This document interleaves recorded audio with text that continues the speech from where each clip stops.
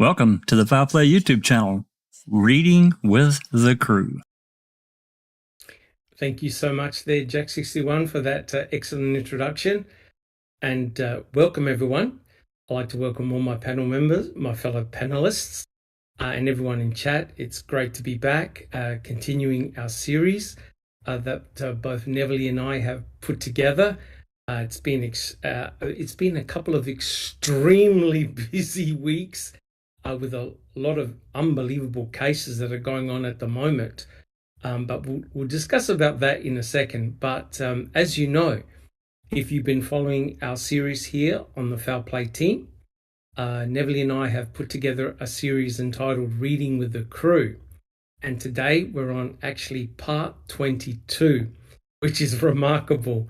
And our aim is to bring you essentially the entire book by John Ferak.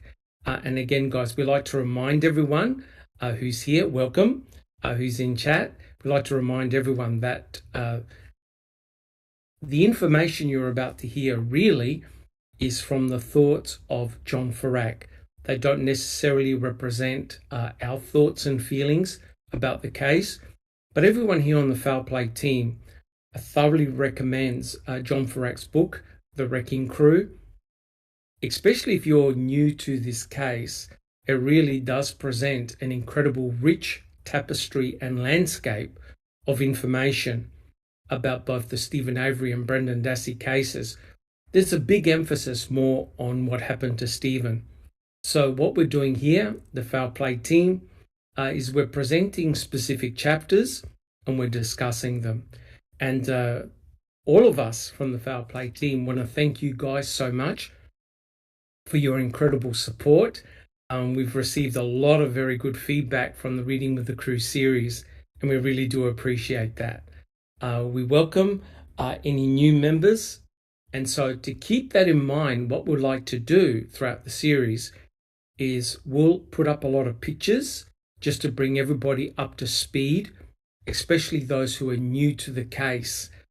Even though this case dates really back from 2005, I know that there's a lot of people that have not heard about this case and what it's all about. So we'll try and bring everyone up to date. The only thing that we ask, guys, is that in chat, please be respectful and kind to each other. We love a vigorous debate, right, Jack61, right, team? We love a vigorous debate, but please be civil. Okay, there's no need to be rude or disrespectful. Yes, we do get passionate on the channel. There's no doubt about that. But if you do show signs of respect to each other, I think things can get along much better, much easier. We're very lucky here on the Foul Play team. We often get family members that appear in chat. And I know that Barb comes on. And please show your respect, okay? It's not easy for a family member to come on. And when you consider her own situation, she has her own son and her brother who have been sentenced for life imprisonment. So for her, especially for her and her family, it's a terrible, terrible situation. So please be respectful for each other in chat. And don't forget, please ask as many questions as you can. We love the questions, right? And we'll try and read them in situ and answer them at the same time as well. Again, guys, it's important to realize, and this is very, very important, here on the Foul Play team, we're not accusing anyone of having done anything nefarious, right? We present the information as it is. And I think everyone here, and I'm sure Jack61 will agree, it's very important to do your own research and come up to your own conclusions, okay? It's fine that channels like us and many other YouTubers present a lot of information, but it's important that you do draw your own conclusions, right? That's very, very important. Information can only take you so far, and it's important to really state when you are speculating rather than trying to state a fact. And everyone here on the Foul Play team will tell you it's better to say I don't know than try and guess, right? So speculation is not fact, and you got to be as accurate as you possibly can. Do we make mistakes? Sometimes we do, and we apologize for that. And if we can't answer a question, we'll try and find the information. As you know, everyone on the Foul Play team, including myself, we check all your excellent questions that are in chat, and we try and answer them, especially after we finish the presentation. Again, guys, thank you so much for all your kind support.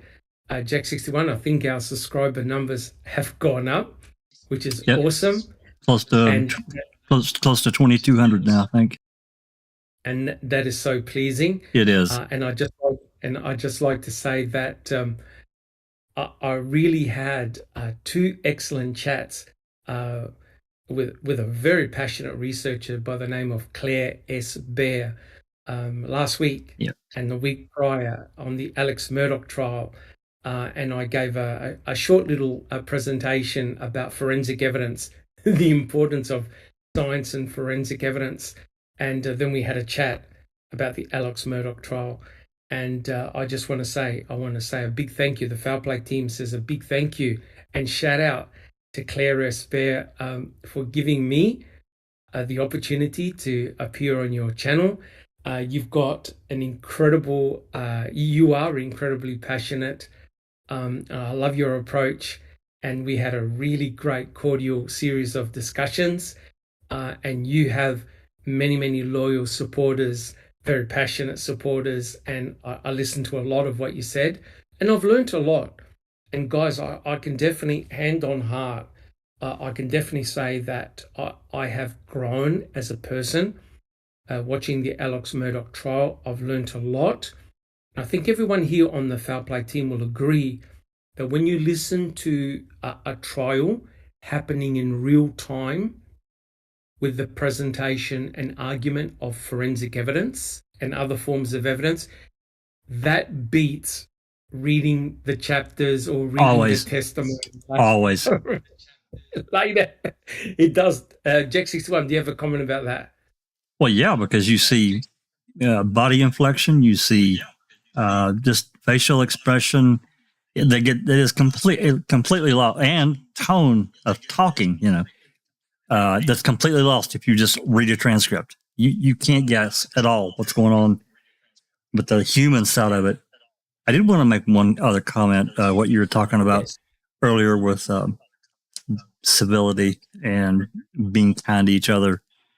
This is something that I had personally had to grow and learn years ago, especially when Making a Murder first came out. People were just so polarized, and that came out. Anyway, I was really angry a lot of times about things that were beyond my control, and I finally found that if I could step away, my point is that if those out there that are, if you feel yourself getting just mad as hell, step away, go cool off, go walk for a minute, think about what you're doing, think about the human, no matter what you feel that you think this other person did or didn't do, and you're pissed off about it. Water under the bridge is gone now. What we need now is new. What we need now is something to help Brendan and Stephen. Being pissed off about it is not going to help, and taking it out on Barb or any other family member, it's not going to help. Telling you, it won't. They'll just leave, and we have no access to them. And that's we want them to be able to speak. Correct. Correct. Yeah. Can I say something before we get too much farther along? Yes, just Rhonda. I just wanted to say thank you so much to TTM Fangirl. She gifted 10 Foul Play memberships to folks in the chat. So Colette, Jinx, Alice, Carol, oh my goodness, Lola Blue Skies, what a sweetheart. Pole, Dozer, aka Puck and Footin, Joffrey, all got a membership from TTM Fangirl. You are so thank you so much. That's awesome. She is wonderful. And my neighbor. Fantastic. Oh, fantastic. And it goes to show, guys, your generosity, your support is what drives us on to continue. And I don't care if we don't have 100,000 subscribers. I'd rather have a handful of dedicated and passionate subscribers. And I know that the Foul Play team is very, very lucky, not only to have an excellent panel, and trust me, during the Alex Murdoch trial, I've had the opportunity to see hundreds of different YouTubers, YouTube channels. I'll tell you right now, we're right up there. We've got nothing to worry about. We do present a very balanced approach to the case. We're all very different. We all have very, very different talents. And you know what? We have very passionate supporters like you guys in chat, which is awesome. And it really drives me to keep on going. It drives all of us to keep on going, which is awesome. And again, guys, I want to personally thank Claire S. Bear. Check out her channel, subscribe to her channel, for giving me the opportunity to discuss what I really find passionate about, and that's looking at the forensic evidence in a case. And again, guys, the Alex Murdoch trial has really taught me a lot of very, very valuable lessons. Expect the unexpected, right, guys? Expect the unexpected. And it's very, very frightening when you consider what Alex did and has been charged for, convicted of basically butchering his own son and gunning down his own wife. And he went in court and he stared people in the eye and he spoke for about 8 hours. I listened to it all. And he said, I'm not guilty. I haven't done anything wrong, right? And it's terrifying that individuals like that exist. But we're not here to discuss the Alex Murdoch trial, although I can spend at least 2 weeks on it. But what I was looking for, guys, are parallels to the Stephen Avery case. I've learned a lot. I really have a lot of very, very valuable lessons. And so what we want to do today, guys, I'm going to quickly go around the panel so we can start the podcast proper, right? TTM and Gil, we'll start the podcast proper because today we have a brand new chapter. And and both Neville and I are really excited to present it. Same with the Foul Play team. So, guys, let's quickly go round the panel and introduce to us who you are, because we've got new members in chat, and tell us where you're from. First, we have Jack61. Jack61. Yeah, I'm just better known as Jack. I've been around the case since 3 days after it aired. So I've been involved in it every day since, in one way or another.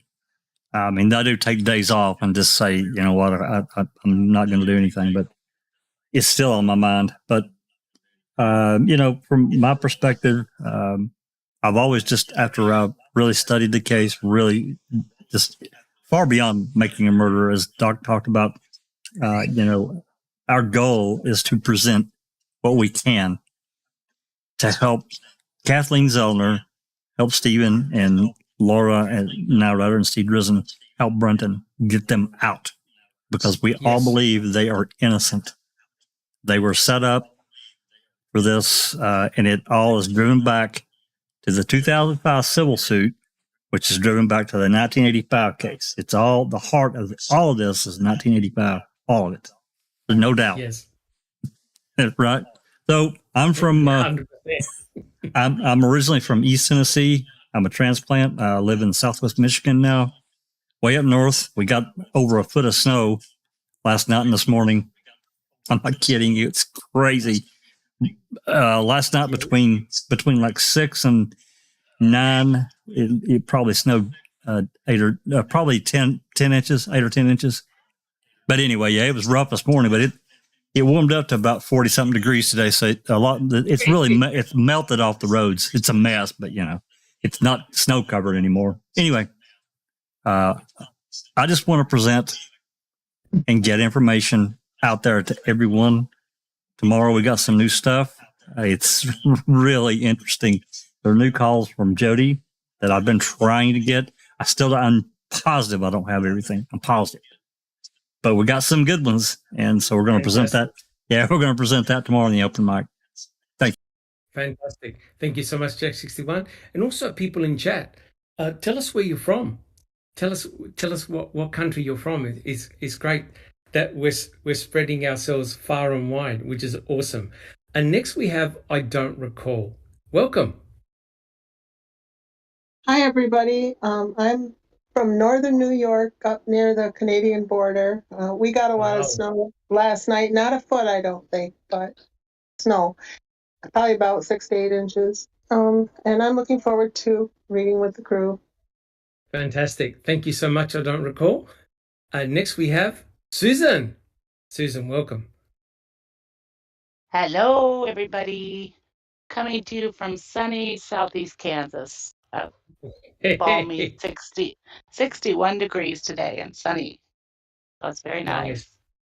Nice. And I'll just say that I have listened to quite a few of the new Jody calls, and you guys don't want to miss these. There's some doozies in there. There's some doozies. She's not kidding. And by the way, that 60 degree, I mean, I love you, Susan, but I got a flock of birds for you. I'm not going to flip them, but I got a flock of birds for you, right? You know what that means. Sorry, Jack. It's going to be 71 tomorrow. So Jesus Christ. I don't. Okay. You got to move, buddy. You got to move. Thank you so much, Susan. Next we have Just Rhonda. Welcome, Just Rhonda. Thank you. Welcome to everybody on the panel and everybody in chat. Feeling a little better today. It was a long week with migraines and off and on and blah, blah, blah. I live in Orem, Utah, originally from Southern California. We've had a lot of snow. About a week ago or 10 days ago, we had about 18 inches of snow between overnight and the following few hours in the morning. And it just keeps falling. And so we're getting more snow now. And so, yeah, I'm over the snow. I'm done with it. So, yeah, that's awesome. It's cold. Thank you so much, Just Rhonda. And next we have Neverly. Excuse me. Now, where are you from? And is it snowing where you're from? Neverly. I'm originally from Serbia. I'm a true Serb. As Jack said it, I got transplanted to Southern California. I live in Neverly Hills, Orange County, Southern California. And guess what, you guys? You jinxed me with your Christ baby stories about ooh, snow. You know what? We got snow too. It snowed on Thursday. Yes. It was shocking to see that. Shocking. Yeah. That's really rare. An hour later, it was really sunny, like nothing ever happened. And we were all like, what the hell just happened? So, yeah. Crazy. Welcome to the Twilight Zone. That's it. Thank you so much, Natalie. And my name is Dr. Silkman, and I'm from sunny Adelaide, South Australia. We've just finished our summer, and our weather's really nice and mild. So, as you can see, our panelists are from all over the place. And I know that some panel members aren't here today, but we really do have a very international cast. And again, guys, we'll start the podcast right now.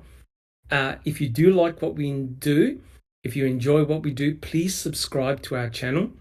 If you like our podcasts, please give us a thumbs up. And please share.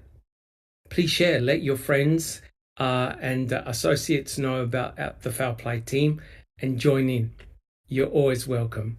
All right, guys. Well, look, what we'll do, I know that Jack61 has got the very first slide up. We just like to warn everyone that there is the possibility of harsh language being used on the program. So if you are sensitive to that, please be aware.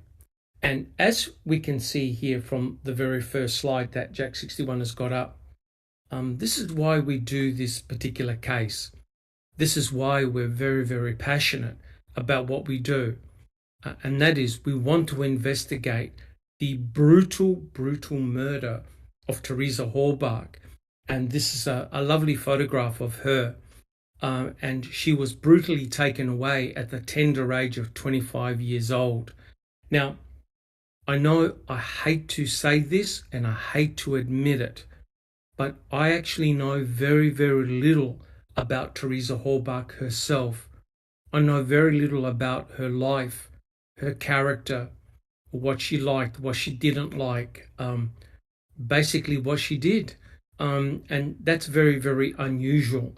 Unfortunately, there's very little information that I could find. I know she wrote a personal diary, but I know very, very little about her. And I'm going to ask a very unusual question. Out of a rating of 1 to 10, I'm going to ask my panel members, and I'm going to ask people in chat to give it a rating from 1 to 10. How much do you really know who Teresa Halbach was? I don't recall.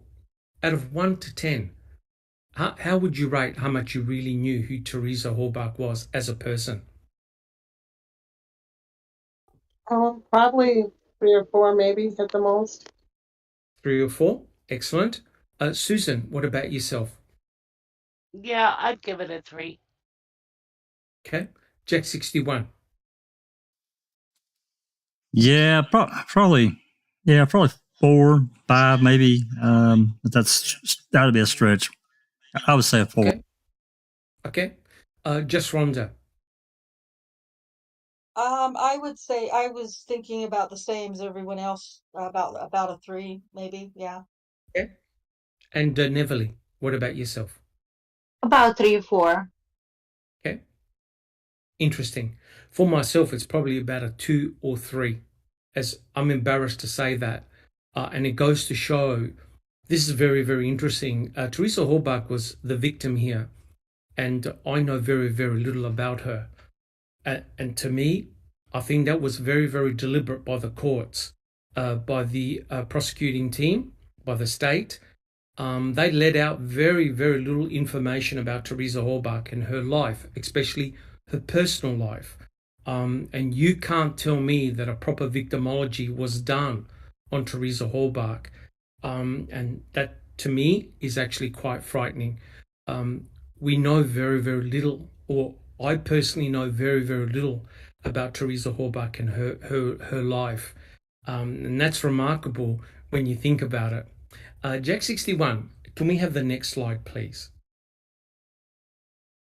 So, as you know, 2 people were ultimately charged and convicted for the brutal murder of Teresa Halbach. And we'll just wait for Jack 61 to put up the next slide. And this is really mainly for the new people, because there are new people coming into this case all the time. Both Stephen Avery and Brendan Dassey, who was 16 at the time, were charged and convicted for the murder of Teresa Halbach. Both have been sentenced to life in prison. And as you know, guys, the Foul Play team and other YouTubers have done a massive amount of work looking at both Stephen Avery and Brendan Dassey. There is forensic evidence, damning forensic evidence against Stephen Avery. And we can't shy away from that. And what I'm really impressed about the Foul Play team is that we haven't shied away from the hard questions, right? We've done a ton of presentations about the forensic evidence. I've done at least 10 or 12 presentations, same with the Foul Play team. Looking at the forensic evidence in this case, we spent a lot of time about it. Is the evidence troubling against Stephen? Yes, it is, especially the blood in the RAV. However, the blood in the RAV makes no sense. It really doesn't. And the tragedy here is that with Brendan Dassey, there's absolutely nothing connecting him to the victim. There's no DNA evidence. There is no physical evidence. There's no corroborating evidence. Poor Brendan Dassey didn't even have proper legal representation, right? And he also recanted his confession. So we have this very, very bizarre situation here whereby we have one individual, Stephen Avery, who has forensic evidence against him, but we believe he was set up. I totally agree with Jack 61. This case is extremely complex. With Brendan Dassey, unfortunately, the only thing that convicted Brendan were his own words, right? His own words. Jack 61, can we have the next slide, please? All right. So what we're going to do, we're going to make a start on the new chapter. Now, this is a very, very interesting chapter indeed. And if you saw Jack 61, he had a picture, his background picture, which was the Toyota RAV4. This is the victim's vehicle, Teresa Halbach's Toyota RAV4. There is no doubt, and I don't think anyone in chat or anyone here on the panel would disagree, the most important piece of forensic evidence in this entire case is the RAV4. Guys, do you agree with me? Yes or no? And even in chat, would you agree that the Toyota RAV4 is the most important piece of forensic evidence? It is the piece. It is the single. It's everything to me. Everything. 100% correct. 100% correct. However, what is rather bizarre here is that we know that the state does not want to hand over the RAV4 to Kathleen Zellner and her team of experts. And a couple of weeks ago, I did a presentation on the MVAC, the use of the MVAC. I tell you what, now I'm absolutely sure that that RAV is going to disappear, because if you MVAC that RAV, it may provide vital forensic clues that we don't have, right? Now, there is one person who also is intimately linked and involved with that RAV4, and that's the basis of this chapter. Guys, please enjoy. And first of all, can someone actually say who's in chat? Who's in chat? Who would like to read out who's in chat? We've got a lot of people. Read through them real quick. Yeah, awesome. All right, let me get up here. Let's see. I'm just going to start at the top of where I can get. Dark Side, Inexplicable Susan, Kitty Cat Fur Babies Maria is a brand new listener to our channel and brand new to Ma'am altogether. She's just recently watched the Netflix Ma'am a few days ago. So welcome. And she's from UK. More. Yep. Anthony D is here, and Phaedrax, and let's see, Pete Moss, Anthony Hills, Rhonda SD. Hi, sweethearts. Great to see you. Case 10, my buddy. Jazznaz Gaming. Clive is here. Welcome. TTM Fangirl, who gifted 10 memberships to our chat this afternoon, which is amazing. Nan's Life and Christabel. Welcome back, Christabel. And welcome. Let's see. I think I saw Colette and Cher and Ronald D. Cass. Hey, Ron. Welcome back. It's great to see you. And let's see. Mystic Jinx, Carol, Lola Blue Skies, Ava Powell, Dozer AK Puckfooten, Joffrey 3. Oh, let's see. We've got Under Your Scars. Hello. Under Your Scars. Yep. Under Your Scars. Allie's Softball. Under Your Scars. Gloria. Hi, Gloria. Audra M. Let's see. We've got Checking Convictions. She's here. I got Checking Convictions. JD, Maz, great to see you again, Maz. Hugh Fraser, hey, how's it going? Andy B, of course. Anthony Hills, he's very impatient. He's ready to go 20 minutes ago. Let's see. Mark Kaz, welcome back. Did I say Pete Moss? Gaz Wall. TJ is lurking, of course. And we've got Audra M. Audra M. Sherry Lynn. Welcome back, Sherry Lynn. It's been a long time. Welcome. Yeah, it's great to see you back. And I think that's all I can see. If I missed you, I'm really sorry. We are sorry, but we'll call your name out. But hey, guys, isn't that fantastic that all of you guys come along and support us every week, which is awesome. All right, guys. Well, look, let's make a start. Let's see how far we can get in this podcast. We'll probably end up doing 2 podcasts, but this is a very, very important chapter.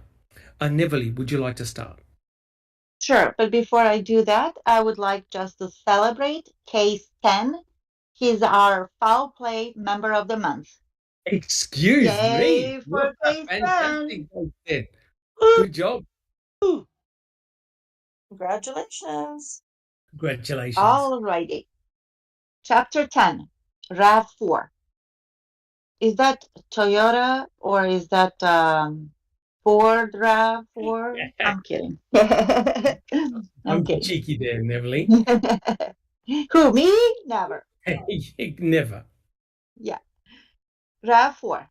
One of the most shadowy figures to emerge from the Teresa Halbach murder probe was veteran Manitoba County classic car buff Andy Colburn. Colburn belonged to various classics car clubs around northeastern Wisconsin, and he was fond of the 1950s era Plymouth. Over the years, Colburn had walked the grounds of Avery's salvage on many occasions to find the right spare parts for his prized collection of old cars. Okay, just hold it there. Okay. Yeah, just hold it there for a sec, because we're going to show a picture of Andy Colburn. Thanks very much, Jack61. We can just have a look at who we are actually talking about. This is really for the new people. Andrew Colburn was a patrol sergeant with the MTSO, right? And as we'll learn, and the foul play team has done a lot of excellent work reading the depositions in the civil suit that Stephen Avery have. And Jack61, would you like to say a couple of words about those depositions? Well, yeah, I mean, the depositions themselves, they're like a puzzle that was almost put together. That's the way I look at it, because at least 2 of the final pieces didn't get put in there, which was, of course, Kosarik and Vogel. But there's a lot of information that came out, and by September, especially into October, the state knew they were in trouble. In addition to that, information had come out, well, at least to the state officials, about Gregory Allen and a cold case from 1991 that he had beat crap out of and assaulted this woman in Minnesota. So they had Gregory Allen in a 1991 cold case. That information came out, and they let him go. They just bypassed him and went after Stephen in 1985. So they knew that if that came out, especially in 2005, it would have blown that civil case up in their face. I think they knew that they had to do something to get that monkey off their back, and they did. That's what I see. Also, Doc, while we're talking about Colburn and all this, we can't forget about, of course, this is much later, the Colburn v. Netflix case. And all the horse shit in that. I could talk for an hour about that, but I won't. Correct. But would you agree that Andrew Colburn is a key central figure in this entire case? Absolutely. 100% agree. Yes, absolutely. Yep. And so what we're going to do is we're going to investigate where Andrew Colburn was, what he did. And someone cheekily said, hey, look at that photograph. Teresa Halbach's key. He's hanging on that keychain up above to the top left. Excellent observation. So this Andrew Colburn. So the important thing was that at the time of the murder, he was a patrol sergeant with the MTSO. And as Jack61 just alluded to, he also was called up for Stephen Avery's civil deposition. And we're only talking about a couple of weeks prior to the murder investigation of Teresa Halbach. So the timing is amazing. And one more point. Andrew Colburn is a car enthusiast, and he has been at the Avery salvage yard previously. He knows Chuck. He knows Earl. Neverly, would you like to continue, please? Sure. Thank you, Jack 61. And like so many of the rising stars in the Manitowoc Sheriff's Office, Colburn landed in law enforcement as a last resort. After high school, he enlisted in the Air Force on active duty, serving our country from 1976 to 1988. He was stationed in Nevada for much his time. In his late 20s, he left the Air Force and found work in Las Vegas as an auto transmission mechanic. After 3 years as a grease monkey, Colburn left Nevada and returned to Wisconsin. That year, 1990, he found employment at a Wapaka foundry, where he stayed until 1992. But in his early 30s, he set his sights on a new line of work. Manitowoc Sheriff Tom Kucherik offered Colburn a full-time job as a county jailer. Now notice the name, Sheriff Tom Kucherik. He also plays a very, very crucial role in this entire saga. Okay, so Susan. No doubt about that. Correct. So keep your eye on Tom Kucherik. He's my number one suspect. Yeah. Okay. Interesting. I also noticed this keyword, foundry, but never mind. Yes. We're not going to go there. Okay. Yes. Interesting. Colburn later gained infamy for his role in Avery's wrongful conviction case. Colburn was the dopey Manitowoc County jailer who spoke with one of the Green Bay area police departments around 1995 regarding the recent arrest of serial rapist Gregory Allen. Colburn was alerted that the police in Brown County had a rapist in custody who had confessed. All right. Okay. Now, for those who are new to this case, Jack 61, as put up a picture, this monster, there's no other word for it. This monster here goes by the name of Gregory Allen. This monster was the person responsible for the brutal sexual assault on Penny Bernstein. This monster wasn't even investigated back in 1985, right, guys? And as a result of not even looking at Gregory Allen and arresting Stephen Avery for a crime he did not commit, Gregory Allen went to assault other women over a 10-year span, right? So the real perpetrator in this crime, in the brutal assault on Penny Bernstein, was Gregory Allen. It wasn't Stephen Avery. Jack 61, do you have any words? Just, in fact, in 1985, when, the ladies around Vogel's office was telling him, hey, because he had Allen had already been in a lot of trouble in the region, in the county, and Vogel handled his cases, the prosecution on Allen, and he would reduce charges, misdemeanors, just time after time. So these ladies in the office knew this guy and knew his MO, and they're telling Vogel, this sounds like something Allen would do, not Avery, even though they may not have liked Avery or whatever, the Avery family, it didn't matter. This sounds like something that Allen would do. And he blew it off. And even worse, the son of a bitch alibied him. Gave him an excuse. 100% correct. 100% correct.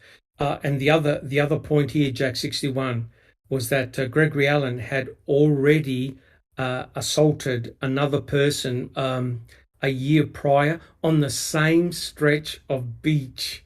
Of beach. About a mile away, right? I think. Yep. So all the red flags of the MO of Gregory Allen were all there to see. And yet people like Tom Kucherik, Vogel, brushed it away. But as you'll see through the excellent work that the Foul Play team has done, and also Sunshine Christina for a lot of her research that she's done on Gregory Allen, this was no accident. Stephen Avery was targeted from the get-go, which makes it even more shocking. So if we have a look at the next picture, guys, if you're new, to this case. This also is a monster. He's a monster for a different reason. This is Sheriff Tom Kaczmarek, right? And again, he's the one that set the ball rolling back in 1985 by arresting Stephen Avery for something he could not have possibly done.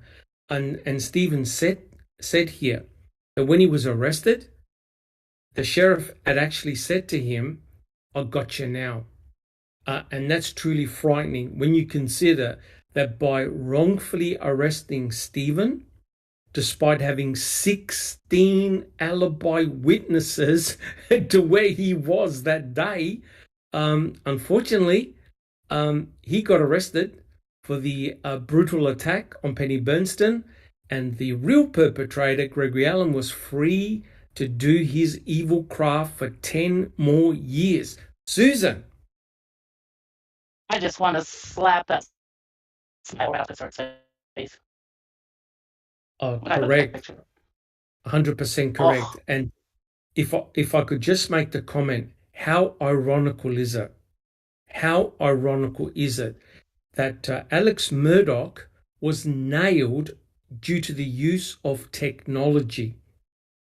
And I tell you what, had that technology existed back in 1985, Stephen Avery would have never been arrested because his electronics, his mobile phone would have told him exactly where he was for the entire freaking day. And it goes to show different era, different technology, right? Horrifying. Jack 61. The other point about the 1985 case is that Kaczmarek took charge of it, and that was completely unusual. Highly unusual. Yep. Highly unusual. And Tom Kaczmarek personally knew of the Bernsteins, and the Bernsteins were very prominent members of Wisconsin society. They had a shop, a candy shop, I believe. They probably went to the same church together, where Stephen Avery was regarded as a low-life scumbag. And the way he was treated was shocking. And it goes to show, and again, guys, it's very important, the presumption of innocence that everybody has. If you remove that presumption of innocence, you're in huge, huge trouble. Right, guys? Would you agree? Would you agree, guys, on the panel and in the chat? Definitely. Absolutely. Yes. And you know, Yes. it's yes. Just Rhonda. Oh, I was Do just you have a agreeing, comment? yes. Yeah. And what's remarkable here is that I remember when I was watching the Alex Murdoch trial, and I was reminded many, many times, come on now, Dr. Silkman, there must always be a presumption of innocence. And you're 100% correct. You can't draw conclusions until all the forensic evidence is in, right? But here, Stephen Avery was arrested that very night and put in the slammer, right? So it's truly remarkable. Neville, would you like to continue reading, please? Sure, Dr. Silkman. And just to point the obvious, if you look at the slide where of Gregory Allen, it says their height and weight. He was 5'11", 200 pounds, and Stephen is like 5'6" on a good day. And I don't know how much he weighs, but the difference is striking in their height. Plus, they don't look anything alike, anyways. Correct. But remember, this is an arrest photo of 1995. We needed an arrest photo from the early 1980s, right, Jack 61? The photo that's missing, correct, Jack 61? No one can find that arrest photo. That's right. It's gone. Whoop. And but Stephen sure isn't. No, that's the one that Kaczmarek wrote on the back to keep. The sheriff.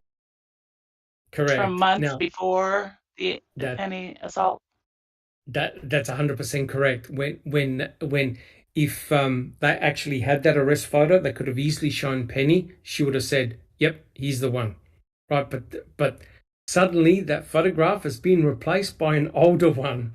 I wonder why. All right, Neville, let's continue reading. Sure.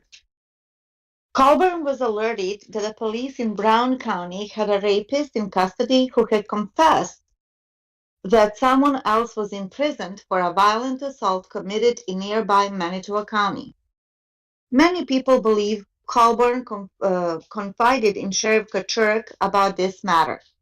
In the end, Manitowoc County ignored the call, preferring to let Avery rot in prison another 8 years for a crime he did not commit. From the moment that Colburn disregarded the call that could have gained Avery his freedom many years sooner, Colburn's career path was on the rise under Kachurik and Peterson. What a quinky-dink. Colburn was moved out of his less desirable job as a jailer and assigned to road patrol. He later was promoted to sheriff sergeant. By the fall of 2005, Colburn had delusions of becoming the next sheriff of Manitowoc. Kenny Peterson was nearing retirement, and the crooked agency's coveted top spot was opening up. Okay. If I could just quickly summarize, because this is actually very, very important. So now Andrew Colburn has a direct connection with Stephen Avery, because he's the one that took that phone call in which Gregory Allen must have confessed that it was he that had committed that crime against Penny Bernstein, and that somebody else was in prison for what he did. Because, hey, no detective or police officer is going to ring up Manitowoc County and say, hey, listen, somebody has told me this. You better check it out. Jack 61. Well, this brings me back to, my opportunity to spend 20 seconds bitching about that call, because whoever this detective was that was calling from Brown County, he wasn't sitting there with Casper the Friendly Ghost. This detective knew who this guy was. He had ran his record, I'm sure, and had a global activity report. He knew he had been in a lot of fucking trouble, and he had his name.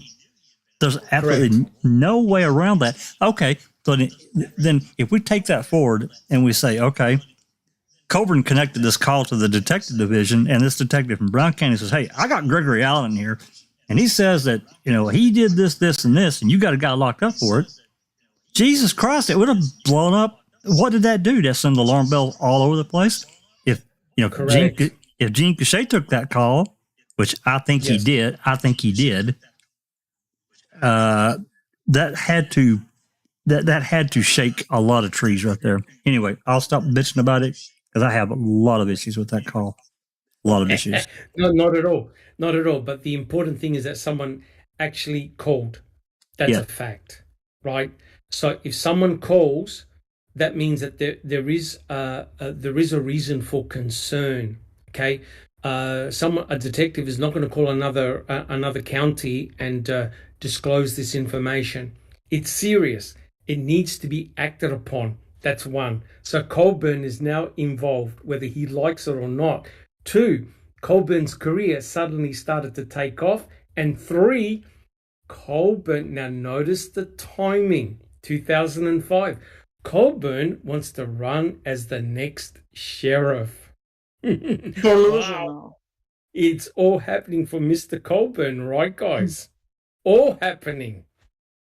All right, Neville, continue, please.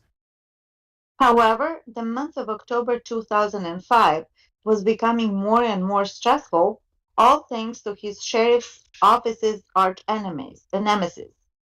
Colburn was being dragged into the civil rights lawsuit of Avery, who was finally freed in September 2003.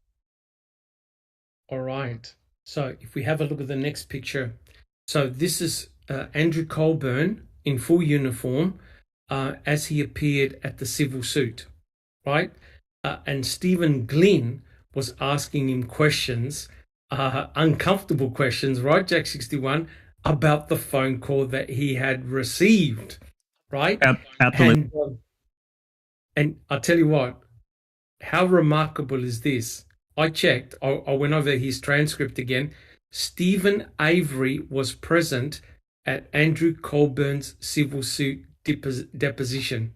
He was sitting at the same table at the other side as Colburn was. Okay. Now, how remarkable is that? And the date of the deposition was the 13th of October. Yep. Right? Only a couple of weeks before Teresa Halbach is reported missing. Jack 61. That's right. You know, well, I can't. I can't go that far because, well, other than what I've said for years, and I think many of us did, that something was going to happen to stop those depositions. They knew they had to be stopped, and they knew that they did not want this to go forward to the next step, whether that be in an out-of-court settlement or they asked for summary judgment, which they would have never got. They would have never got summary judgment. They sure as hell didn't want this in the open forum in the Manitowoc County or wherever courthouse for the public to consume. There's no way, no, not a chance. Because I think that I think that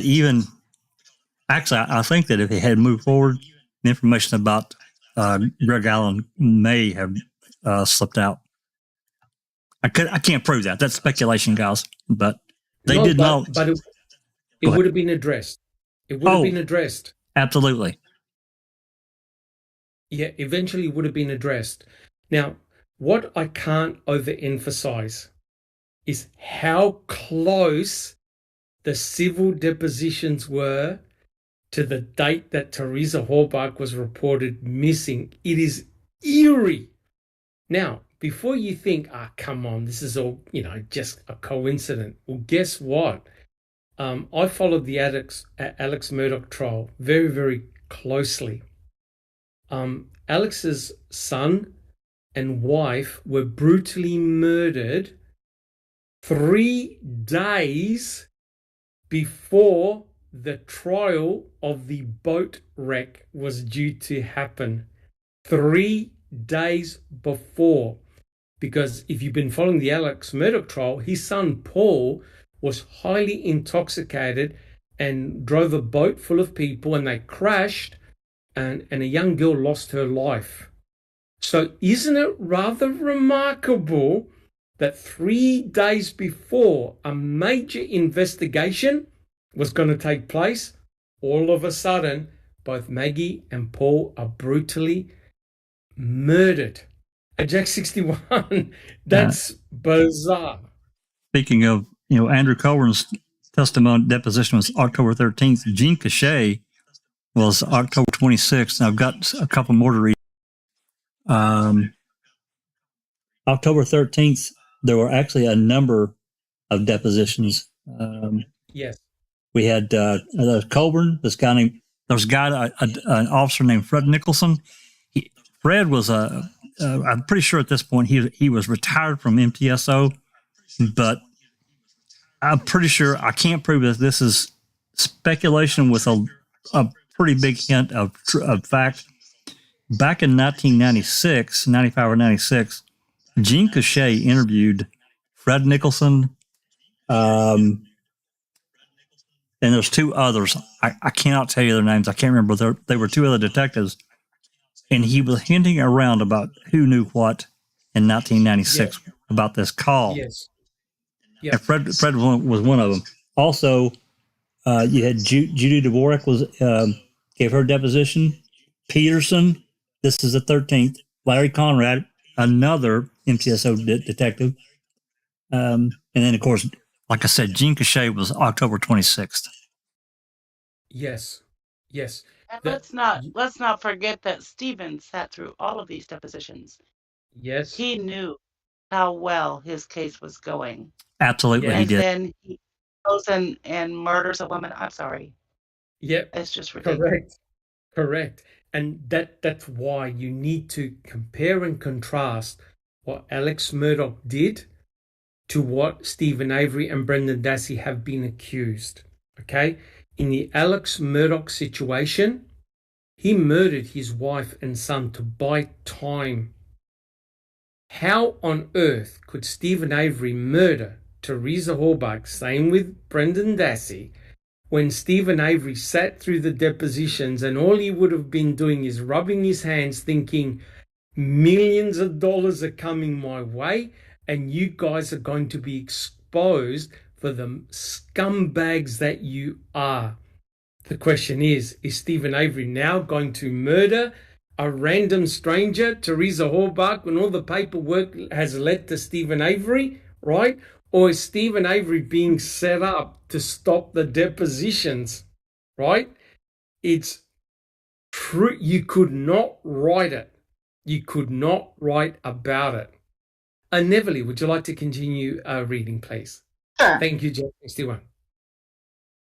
Just 3 weeks before Teresa vanished, Colburn was in uniform when he showed up at the Manitowoc Law Office to answer a barrage of questions from Avery's civil attorneys of Milwaukee. Colburn: I gathered, yes, that they had someone in custody.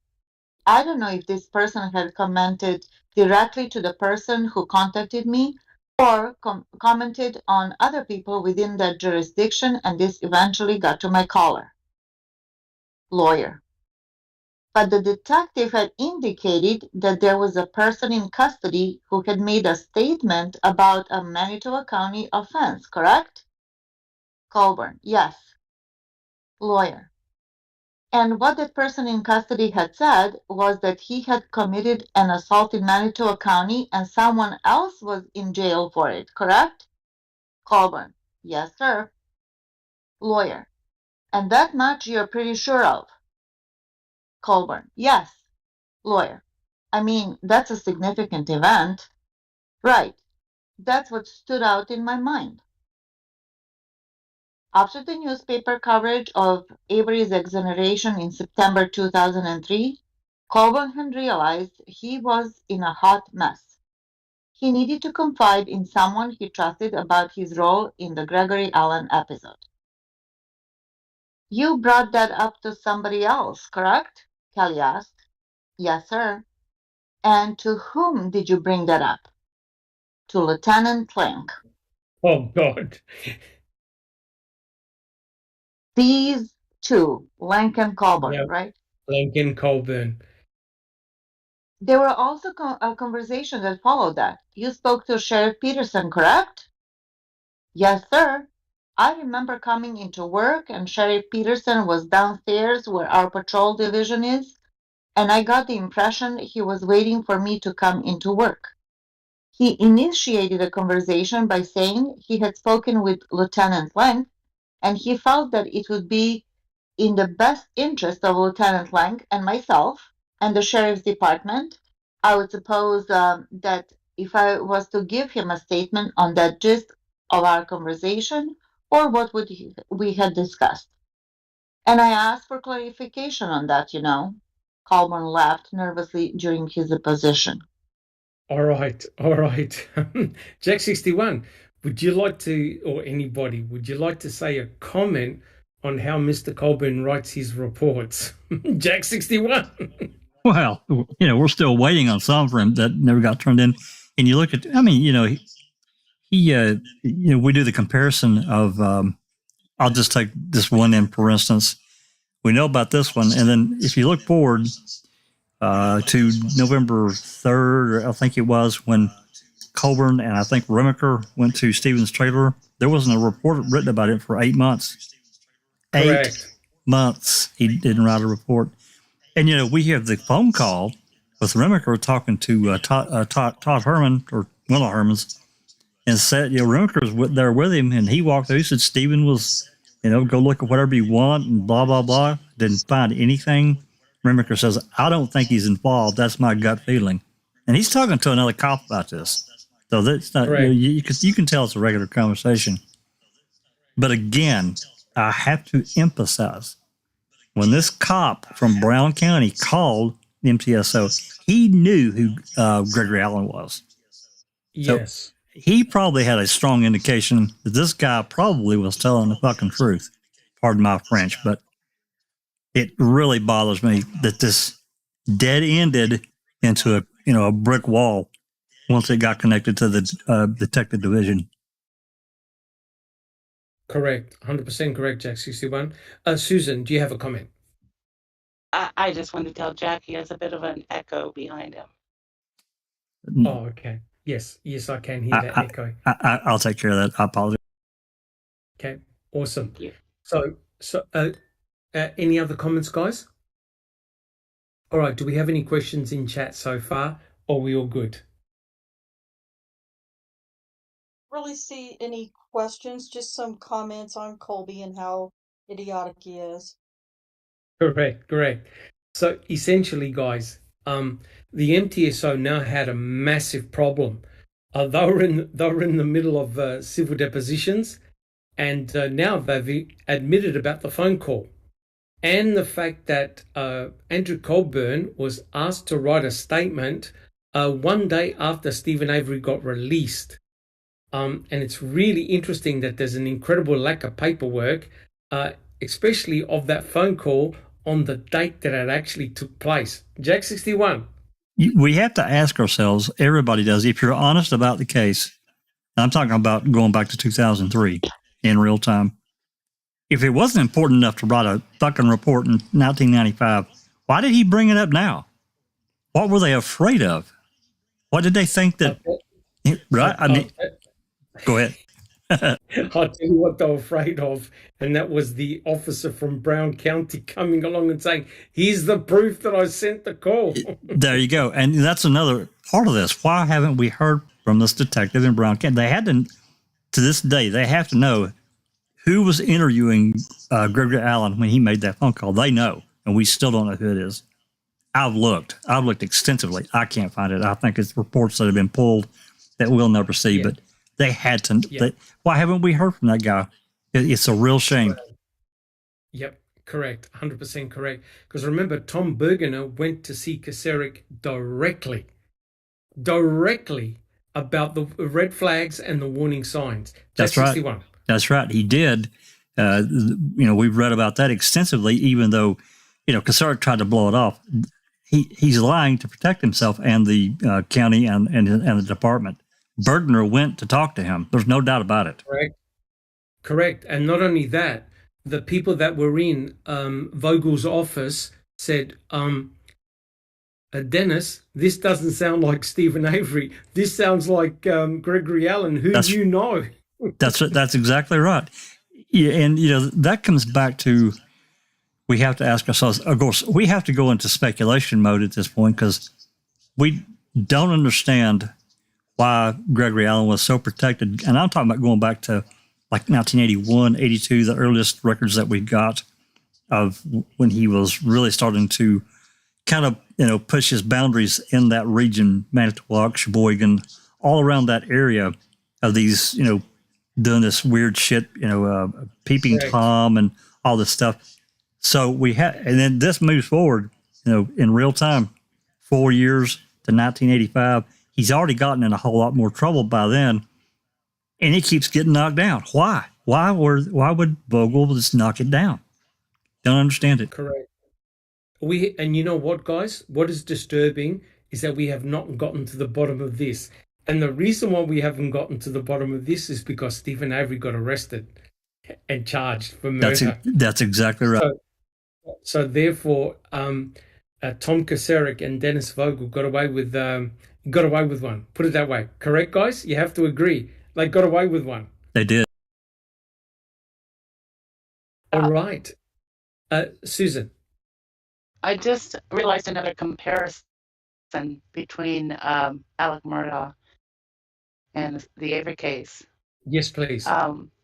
When his wife and son were murdered, all of a sudden the boat case disappeared. The lawyer on the boat, it disappeared for Alec. Yes. Because the lawyer said I wasn't going to go after him after that happened. Correct. And when Stephen was arrested for Teresa's murder, it just ruined this case. This case, it basically went away.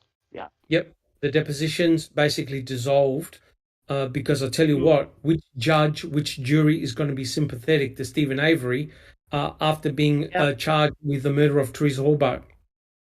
And that's why people can't believe, and this is scary, right? We always say, remember what Mr. Kratz said in court? He goes, What are you now blaming? Are you blaming the police? Are you blaming law enforcement for the murder of Teresa Halbach? You guys have got to be crazy.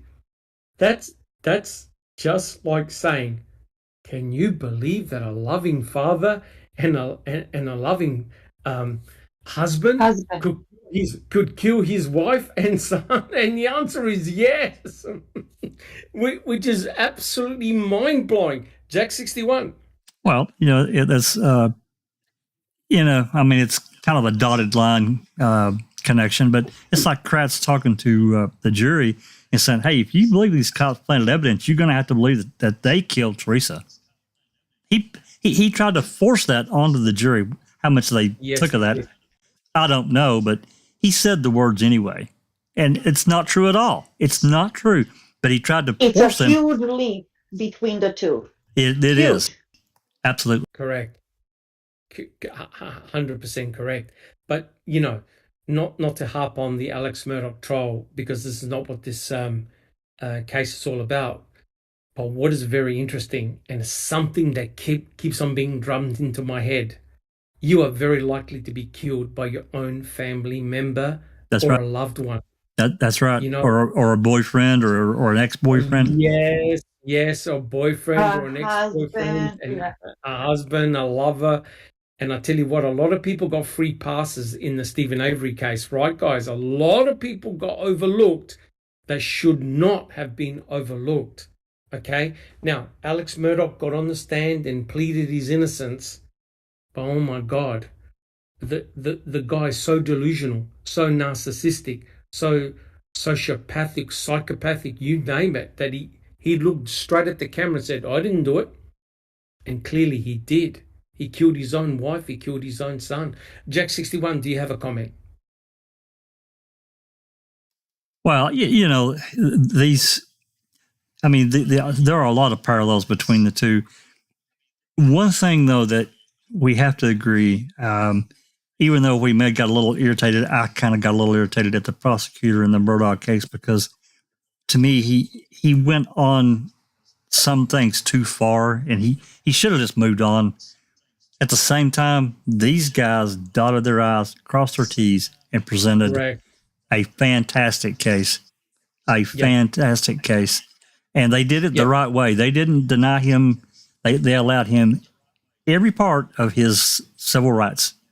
You have to salute them for that, and for the way that they investigated the case. It wasn't perfect by no means. No case ever is. There's always going to be a few questions, like this other murder that happened in that county. I can't think of that person's name, but there's another murder that's really right. It's kind of Smith? Yeah. It just kind of got it was mentioned, but it's kind of brushed to the side. It's like it didn't matter, but the fuck it don't, because it was at the same time frame. I'm sorry. Correct. There's the Mallory Beach, there's Stephen Smith, and there's the Gloria. Yeah. I'm telling you now, this is only the tip of the iceberg. And that's why Stephen Avery's civil suit had to be stopped, because there would have been an investigative probe into the workings of Tom Kacerik and all the cases that he handled, and it really would have put the spotlight on them. They didn't want that. They were desperate. They needed to stop that civil suit. It would have been very, very devastating. Now, with the and Vogel as the DA. Yes, and Vogel as the DA, correct. So all of his cases would have been reopened and looked at and investigated. Right? You now need that. Both Vogel and Kacerik needed to put a stop to that. But now with the Alex Murdoch trial, it's now opened everything up, right? The coroner's going to start exhuming bodies. They're going to start going back into historical cases. They're going to look for connections, right? And that's why here, Andrew Colburn played a crucial role by taking that phone call. And you're going to discover that Andrew Colburn was the Mr. Everywhere man on the Avery salvage yard. He was a man on a mission, right, guys? You can't deny it. You can't deny it. You cannot deny it. When Steve and Chuck were at Menards, Colburn was on the Avery salvage yard for some reason. Correct. 100% correct. Yep, he was there. And interesting that Andrew Colburn was thinking about running for sheriff in 2000. It was a year away, but he was thinking about it already. All right. And Susan. just one more thing. Isn't that the time that they saw the lights? I mean, close to that time. Yes. That Yes, lights correct. down by Stevens. It is. By Stevens, correct. 100% Interesting, huh? correct. Yeah, very, very, very interesting indeed. All right, Neville, would you like to continue reading? Sure. What impresses me about the Murdoch case, I just have to say, is that Alec Murdoch just got convicted and got 2 life sentences consecutively for the murder of his wife and son. And they're still pushing on. They keep saying there's not going to be one stone unturned.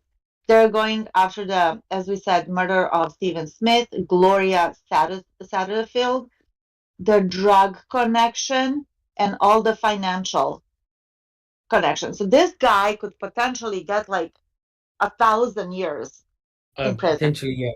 Potentially correct. And I'm not kidding. I'm not kidding. They said with the financials, he could get 700, close to 750 years in prison. That's without the 2 murders and the drugs. Yeah, this is a horror show of monumental proportions. This is massive, absolutely massive. And I'll tell you what, Alex Murdoch is an extremely scary person to look at. He's got no soul. His eyes look straight through you. They're dead. It's reptilian very stare. Yes. Reptilian stare. Stephen Avery is a choir boy compared to Alex Murdoch. Trust me on that. All right, Neville. And Jack 61. And sorry, not Neville. only that they're looking into Alex Murdoch, despite the 2 life sentences that he just got, but they're looking in everybody else who's connected to that. That's like correct. Eddie Smith, like Corey Fleming, like Russell Lafitte. Like, there's going to be more names popping up. So exactly to correlate to these depositions that were being taken and Teresa gone missing, that's exactly what would have happened in Manitowoc. It wouldn't be just Vogel and Kuchurek. It would be so many other people. That's correct. That's correct. So hence, as Susan said, there are many parallels. Desperate people do desperate things. It's interesting that that's exactly what the Kuchurek and Vogel needed. A hammer from God, a murder to pin it on Stephen. That's the only thing that was going to stop those depositions. Jack 61. Just 2 things. One about Murdoch and listening to him talk and try to weave his way through this minefield of what he really did, knowing, I think we already knew, but how practiced he was at lying and how good he was at it, because he talked in mostly normal tones. He was convincing. Not that anyone necessarily believed him, but the way he spun his yarn to try to weasel his ass out of this huge crack that he was in, and he knew it. And second thing I wanted to mention, this is in correlation to what you got, Neville and Susan were talking about, these other people that were in that county that are dead around the same time frame.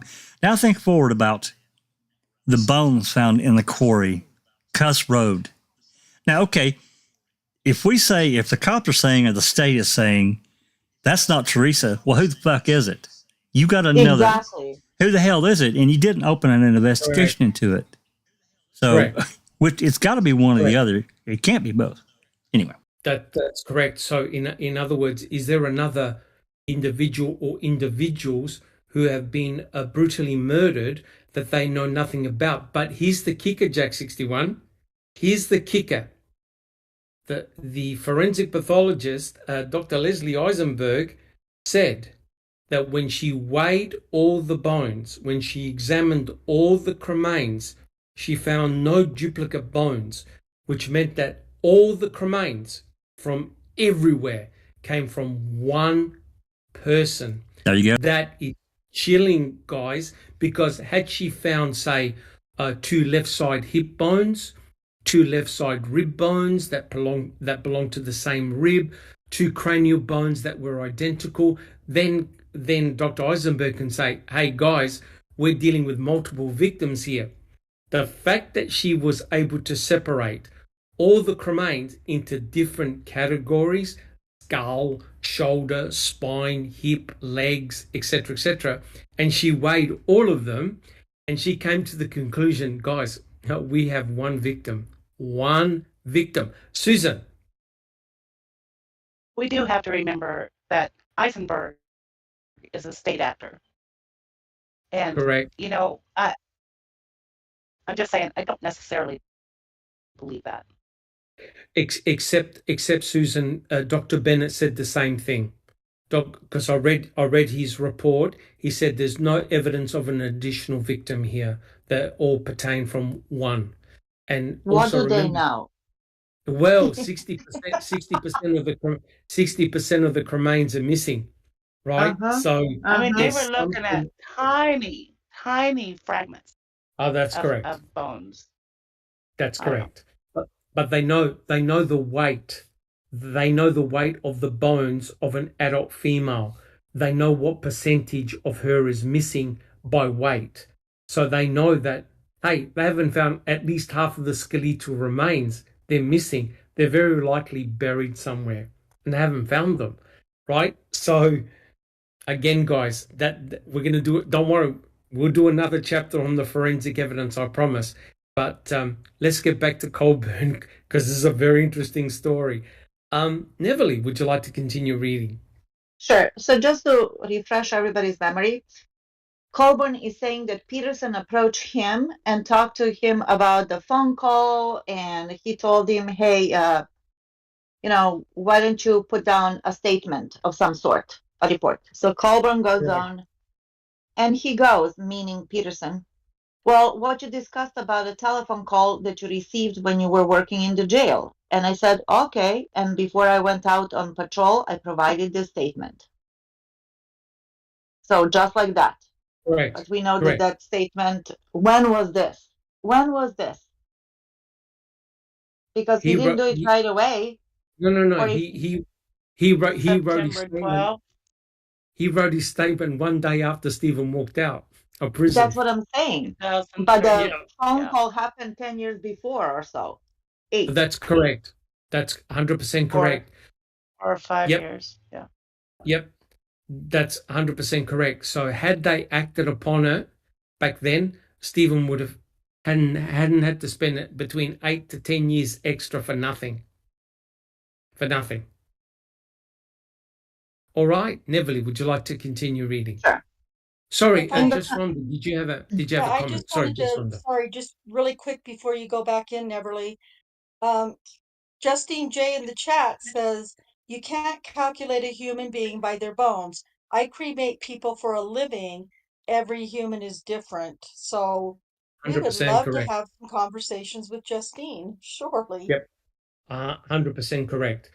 I think what people do is they publish average values, because obviously they do anthropological studies depending on age, height, stature, ethnicity. So Justine is 100% correct. It will be different, but they can get average weights of what type of weight range a skull should be, hips should be, ribs should be. So, but I do agree. I'm not going to argue with someone that cremates people. No way. Yes, it will vary, but by weight, based on Teresa Halbach's weight, they can work out how much of her is actually missing, or how much of her skeleton should weigh based on her height and weight. It's probably not an exact science. There's probably a lot of variable factors, but it's quite clear from the cremains that they recovered, they could not reconstruct an entire skeleton. So they know that a lot of her is missing. But thank you so much for those comments. I really do appreciate it. Thank you, Just Rhonda. Neverly, would you like to continue reading, please? Sure. In the coming days, Colburn realized his lawsuit deposition experience had negative overtones and perhaps lasting consequences that weren't good for him. Would Avery's lawyers amend their civil rights case to add Deputy Colburn as one of their co-defendants? Colburn also had to figure that those who ran the sheriff's office were not going down on a sinking ship. He was emerging as a local fall guy, a prime scapegoat for Sheriff Peterson and the lawsuit's other co-defendants, Koturek and former district attorney Dennis Vogel. Yep. Think about it.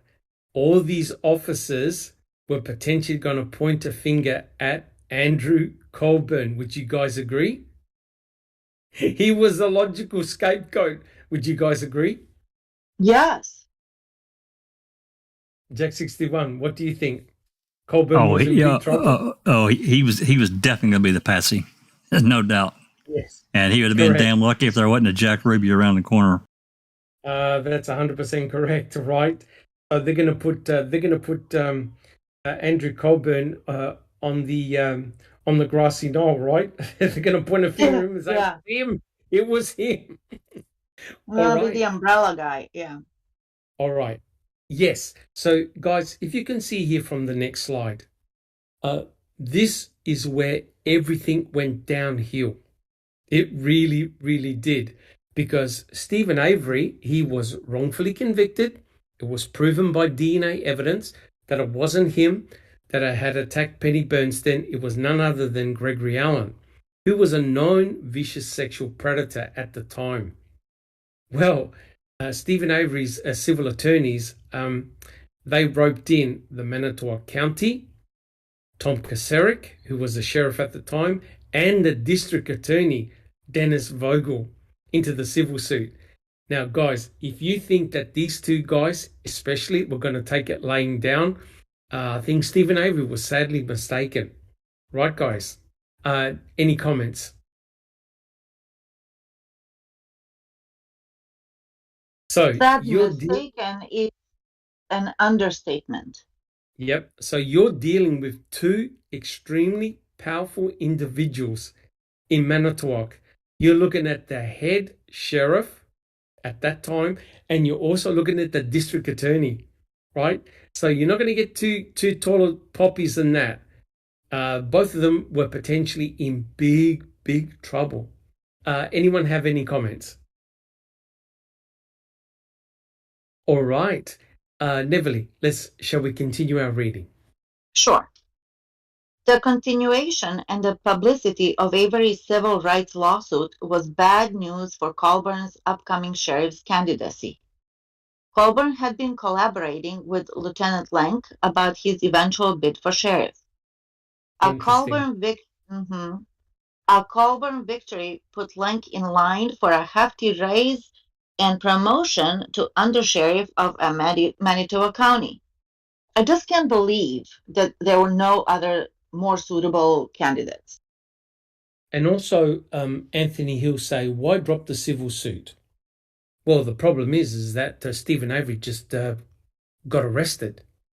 And then on, I think it was November the 15th, he got charged with the murder of Teresa Halbach. Murder. And he needed money. Yeah, he also needed money to defend himself. But also, how do you think the civil suit would have ended up? How sympathetic would the judge and the jury going to be on a potential person who just got charged with murder? Jack 61. Yeah, there's a lot of problems there. I think that if you go back and you listen to some of the calls back around that time and all the trouble that Glenn and Kelly, even the day that Stephen was arrested on November 9th, 2005, Calumet played games all day, all afternoon and evening. It wasn't until late that evening that they were able to get in to see him, and it was only for not that long. But they did it on purpose. But I also think that, remember watching Making a Murderer, it was Glenn or Kelly one that made the statement, they were really afraid for Stephen at that point, afraid for his life. Not just being arrested, afraid for him to get something happening to him. So I think that drove part of their thinking in just canceling the following day's deposition, which again, I think it was a huge mistake, but hell, I'm talking after the fact, I can say that Right. sitting here 17 years, 18 years later. So it's probably an unfair thing for them, but I think for them, they had a real fear. 100%. Yeah, it really would have been a terrible, terrible situation whereby the person that you're representing has now just been charged with murder, right? Yeah, it was not good. Not good. Neverly, would you like to continue reading? Thank you, Jack61. Of course. However, the big election was still a year away, but campaign season was just around the corner. But in 2005, there were far more pressing matters. The sheriff's office needed to deal with Avery. If we wanted to eliminate Steve, it would have been a whole lot easier to eliminate Steve than it would be to frame Steve, Sheriff Peterson told Green Bay television station Fox 11 in the days after Avery's arrest. And this is just maddening. Maddening. Yes. That a sheriff would utter these words on national TV. That it would be easier to eliminate Steve than to frame him. Correct. But what did they do? They eliminated him in a way. They put him in life for prison, Yes. Prison for life. That's correct. I mean, I'm sorry to interrupt, but for this guy to utter those words like he's ordering lunch, it'd just been easier for us to kill him than to frame him.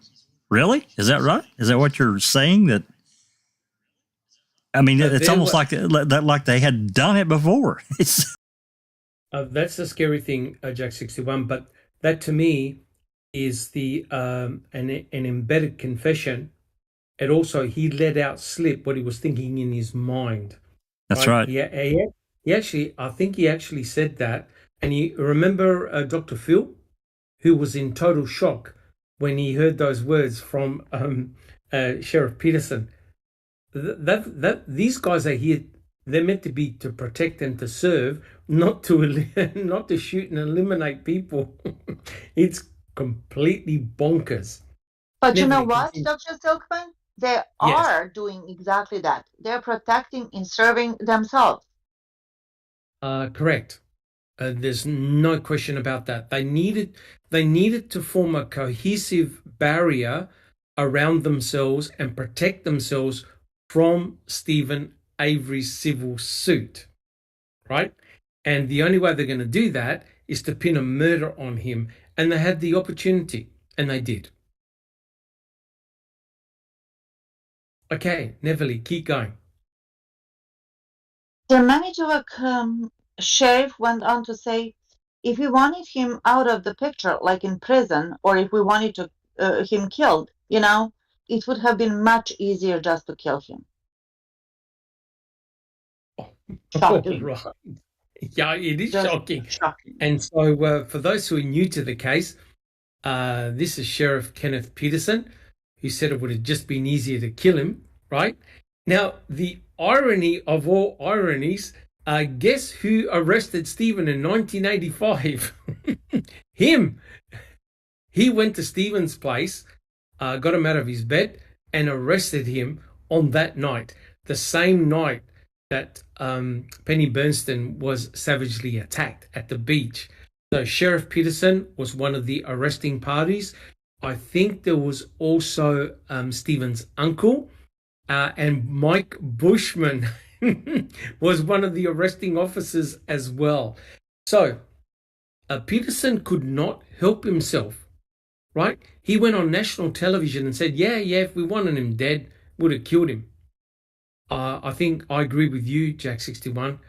These guys are capable of anything. Oh, hell yeah. Oh, hell yes. 61. I mean, that should have been so foreign for him to have said. It would have been, it would have come out so much better if the reporter would have said, well, wouldn't it have just been easier to get him out of the way in some other way than for him to say it? I mean, it's one thing for a reporter to make that suggestion, speculating, of course. Wouldn't it just been easier to got rid of him than to frame him? And he could have said, well, yeah, that's true. It's complete reverse. It's scary. Correct. I'm telling you. Anthony Hills in chat says, explain where Peterson was when Teresa goes missing. Well, he conveniently took a 7-day or 1-week vacation to Seattle, Washington. And when he came back, he says that that's when he learned about what happened, that he was totally in the dark about the whole situation and he had nothing to do with it. He didn't know about it. But when he came back and learned about what happened, he wanted to divorce himself from the case because of the conflict of interest. Correct. Because of the 85 case. Correct. And they also asked ex-sheriff Tom Kacerik where he was too. Oh, no, I was at a birthday party. I'm not interested in this case. I've got no idea what happened. And thank you very much. So in other words, they're all giving themselves a very convenient alibi. Right, guys? A very convenient alibi. I wasn't there. I knew nothing about it. It's as though everyone deserted the town and then all of a sudden everyone came back in. Very, very interesting. All right, Neville, shall we continue? We'll do a few more pages. We're doing really, really well. Let's continue. Sure. One of the most dramatic moments from Avery's murder trial came when Colburn, then 48, was on the witness stand during Avery's trial, and defense attorney Dean Strang had a chance to cross-examine him. Strang. One of the things that road patrol officers frequently do is call into dispatch and give the dispatcher the license plate number of a car they've stopped or a car that looks out of place for some reason. Correct, yes, sir, Colburn answered. And the dispatcher can get information about to whom the license plate is registered? Yes, sir. And if a car is abandoned or there's nobody in the car, registration tells you who the owner presumably is? Yes, sir. All right. So here's Mr. Colburn. He's now in the hot seat, right? And have a look. He's all dressed up in his suit and his work attire. And it's Dean Strang who questioned him. Let me tell you, last night I went through his testimony again. Oh my God. He must have been on the stand, I think, Jack 61 all day. It was brutal. He was on there for a while. Yeah. Yep, they had to come back the next day to interrogate him and question him. And it would have been very, very uncomfortable, right? But remember, sorry, Jack 61. Did you want to do the call? It doesn't matter to me. Okay. No. We got to play it. But let's just continue with the reading. Okay. And I've got a spot where we can play the call, the real call. Continue, Neville, please. Yes, thank you, Jack 61. Strang, I'm going to ask you to listen, if you would, a short phone call. Manitoba County Sheriff's Department, this is Lynn. Hi, Andy. Can you run Sam William Henry 5A2? See if it comes back to inaudible. Okay. Shows that she's a missing person, and it lists to Teresa Halbach. All set. Okay. Is that what you're looking for, Andy? 99 Toyota? Yep. Okay, thank you. You're welcome. Bye-bye. When the call ended, Strang resumed his line of uncomfortable questions for Andy Colburn. And then you tell the dispatcher, oh, 99 Toyota? Colburn, no, I thought she told me that. Strang replayed the audio for the jury and Sergeant Colburn to hear again. Okay. Shows that she's a missing person, and it lists to Teresa Halbach. All set. Okay, is that what you're looking for, Andy? 99 Toyota? Yep. Okay, thank you. You're welcome. Bye-bye. Colburn ducked his head towards the courtroom microphone. He avoided eye contact with Strang. Were you looking at these plates when you called them in? Strang asked. No, sir.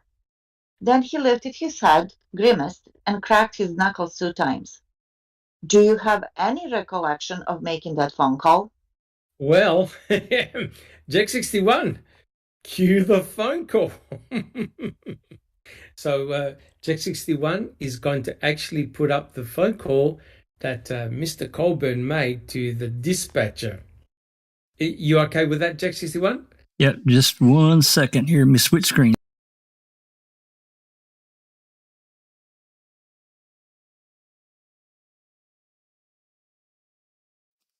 If you're in Discord, you're going to have to unmute YouTube. All right, this call is 1 minute and 7 seconds, it looks like. So, all right, here we go.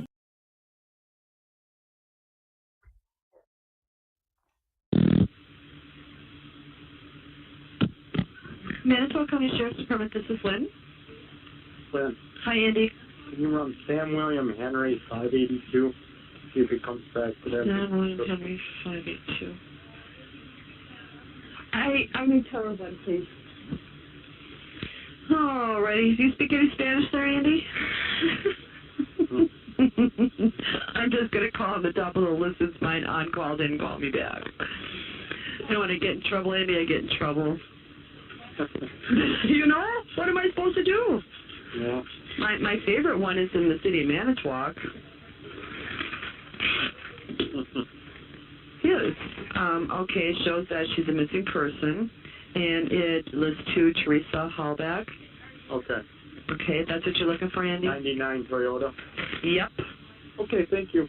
Missing person, and it lists to Teresa Halbach. Okay.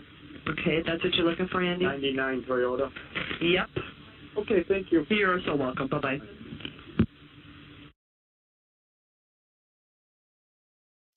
I backed that up and replayed it twice. I did that just for emphasis.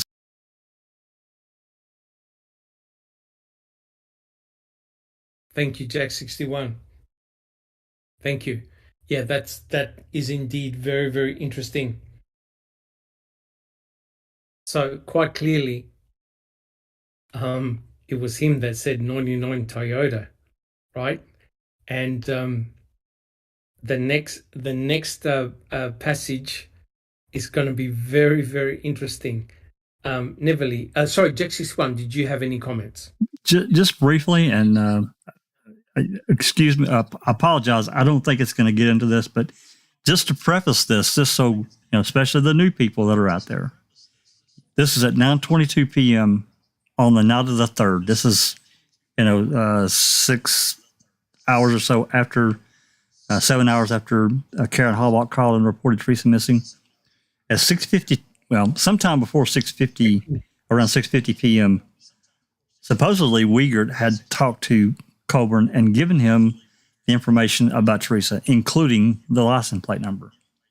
In addition, there was an ATL attempt to locate that was broadcast to all patrol.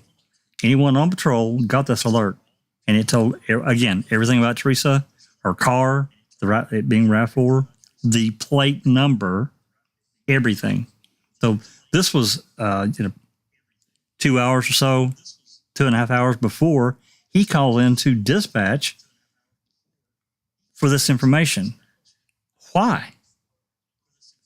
I mean, it's speculation to say that, we know for positive that he was behind or in front of that car, but I just don't understand. He already had the information at least twice.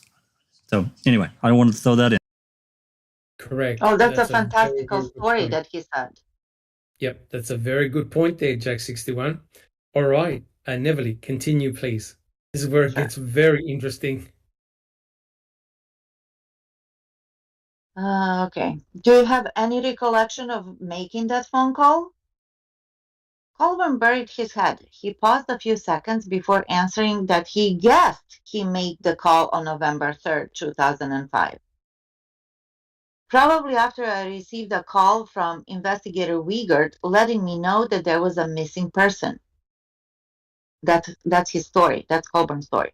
Correct. November 3 was when Calumet and Manitowoc County first learned of Teresa's disappearance. And that's the day that he was guessing, air quotes, that he made a call. Correct. Strang followed up with another excellent question. Investigator Wiegert, did he give you the license plate number for Teresa Halbach when he called you? Colburn would not look up and answer Strang's question. He was in his comfort zone, keeping his head down and looking straight towards his microphone. You know, I just don't remember the exact content of our conversation, but he had to have given it to me because I wouldn't have had the number any other way, Colburn testified as he let out another nervous laugh. Well, Strang began, you can understand how someone listening to that might think that you were calling in a license plate that you were looking at on the back end of a 1999 Toyota? Yes, Colburn looked up and shrugged his shoulders. But there's no way you should have been looking at Teresa Halbach's license plate on November 3 on the back end of a 1999 Toyota. I shouldn't have been, and I was not looking at the license plate. Because you were aware now that the first time that Toyota was reported found was on November 5. Yes, sir. Okay, so this is basically, if I may say, just a clusterfuck of Colburn's information given to Strang on the stand, right? Because Correct. basically he's gaslighting Strang. Strang is making logical inferences and asking all these pertinent questions. And he's just gaslighting the whole thing. Correct. And Jack 61, if you'd like to explain the madness going on here. Well, there's again, it goes back to if he already had the information, apparently definitely once, unless he just had his radio off, because he was on patrol when that attempt to locate was broadcast. So, and he is the patrol sergeant, so he would have definitely got it. And if the story's true, which he admitted in court that Uyghur did give him the plate number, why 2.5 hours later is he calling in to ask about it? It absolutely. No, go ahead. Go ahead. And he say this story that Uyghur had given him the license plate number and the make and whatever, and then he called Lynn just to reiterate that information so he wouldn't forget it because he didn't write it down. It makes no sense. But that's what he said. Correct, yeah. Because he had to justify why he rang up dispatch to get the details of Teresa Halbach's vehicle. So in other words, but how nonsensical is that? Completely nonsensical. That's right. If he said, and I agree 100%, Neville and Jack 61, if he said, hey, look, Mark Wiggett phoned me, gave me all the details, what on earth is he doing now, ringing up dispatch? The only logical reason why he would be ringing up dispatch is because he either found the number plates on the road or he's standing right next to Teresa Halbach's RAV4, correct? That's right. And, to make this even worse, we've talked about this report. It's an official report or global activity report about this case, and it shows the RAV4 being seized on November 3rd.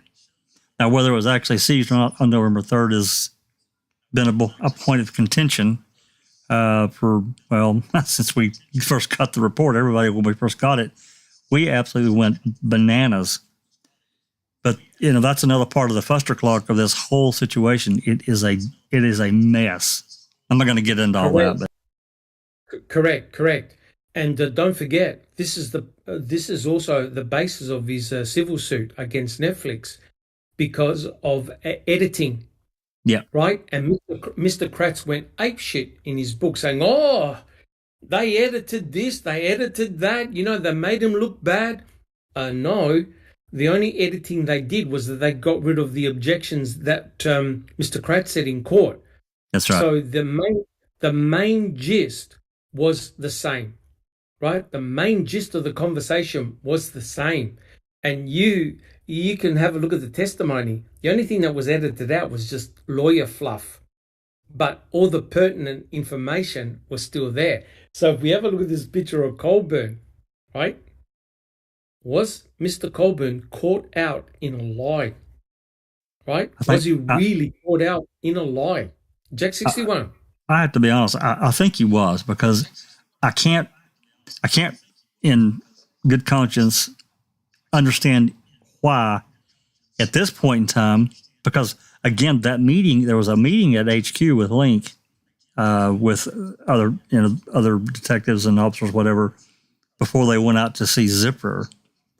There had to be other cell phone and other conversations and communication going on.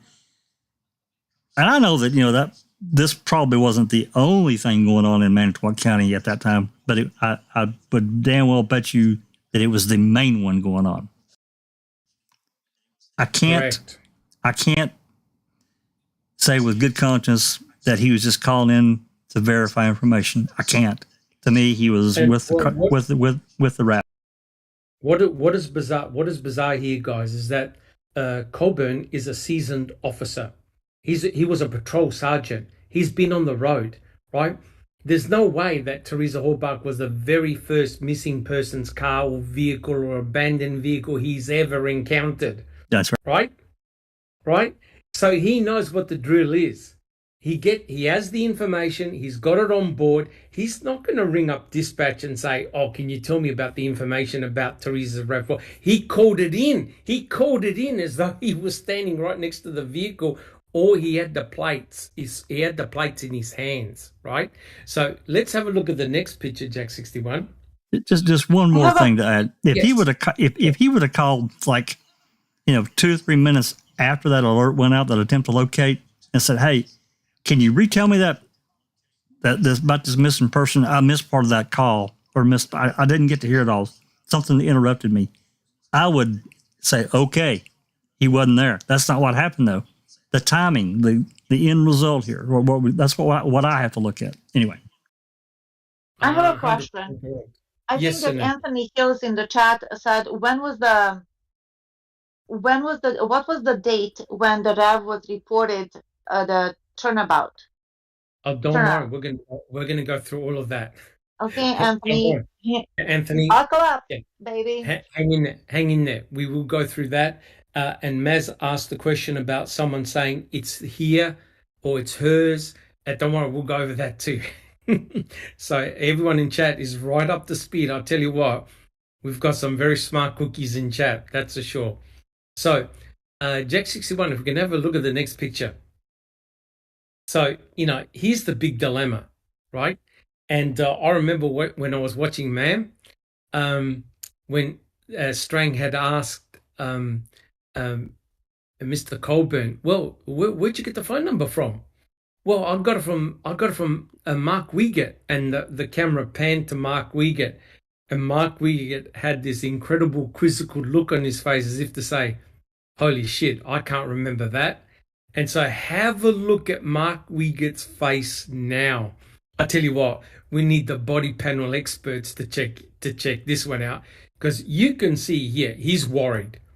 He has really got a worried look on his face, right? So the question is, was Colburn actually looking at the number plates? Were the number plates discarded and he just came across them, right? Picked them up and said, SWH582, what does that come back to? And the dispatcher told him that it came back to the missing person. Although didn't Colburn say 99 Toyota? Right? So where did he get the 99 Toyota from? Was it from what Wiegert said earlier on? That's 61. Right. That's exactly right. No, I was just agreeing with you, Doc. That's exactly right. Yeah. So imagine this, right? He had stumbled across the number plates. They were torn off the RAV4 and discarded. He picked them up and goes, SWH582. How come that number sounds familiar? And much to his horror, it came back to Teresa Halbach. So the question is, for me, was Andrew Colburn directly looking at the plates? Or if we have a look at the next picture, Jack 61, there are two options to me. Either he had stumbled across the number plates, called them in, found out they had belonged to Teresa Halbach, or the other alternative, which I think is even more disturbing, is, I will just wait for Jack 61 to put up the picture. Was he actually looking at Teresa Halbach's RAV4? Right? Did he discover Teresa Halbach's RAV4 and was looking at the number plates and called it in? Right? So, there are two options for me here. Either he saw the number plates or he saw Teresa's RAV4. I don't think there's any other explanation. Guys on the panel, what do you think? What are the possible explanations here?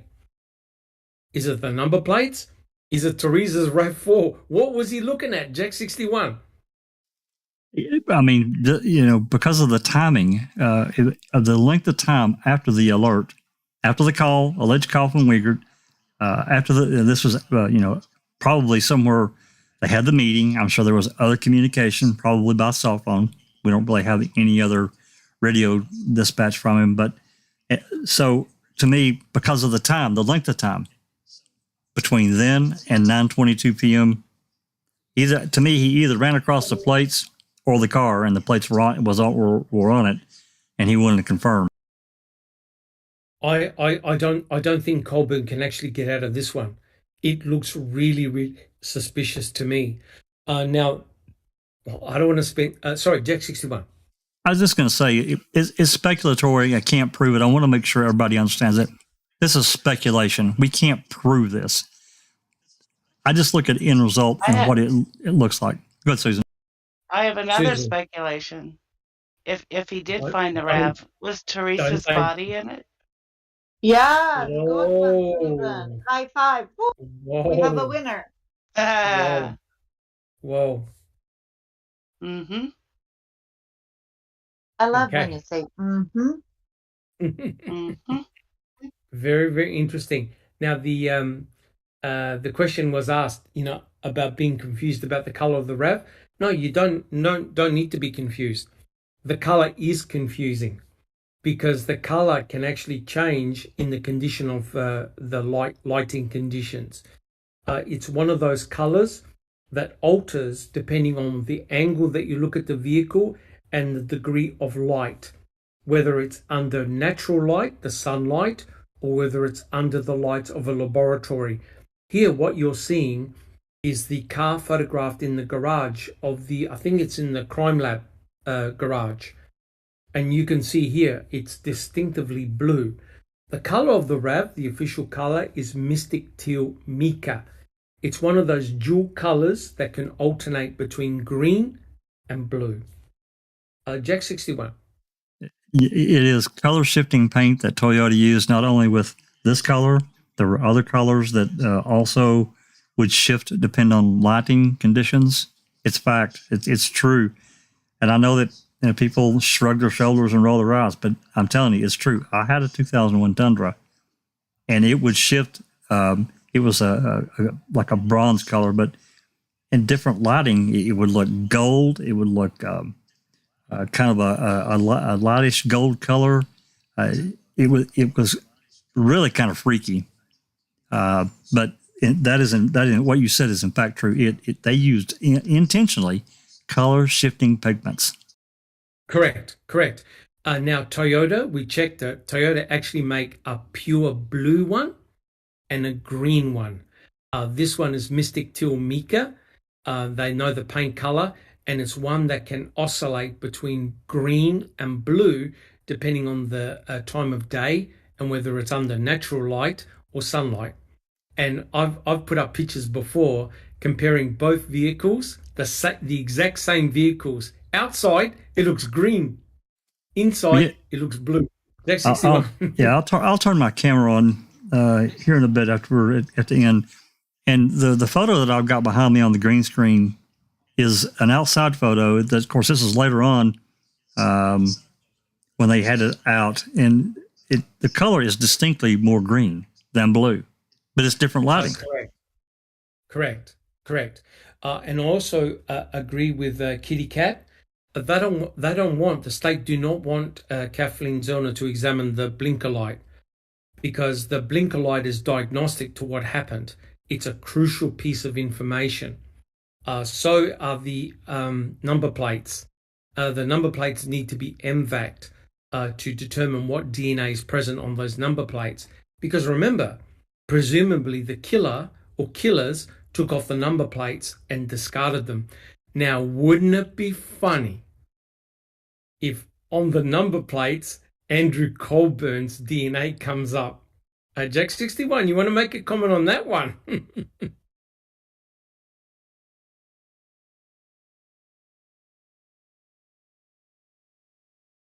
I'm sorry, Doc. What was the question again? I apologize. If before we do that, I'd like to welcome Claire View. She's in our chat, which is awesome.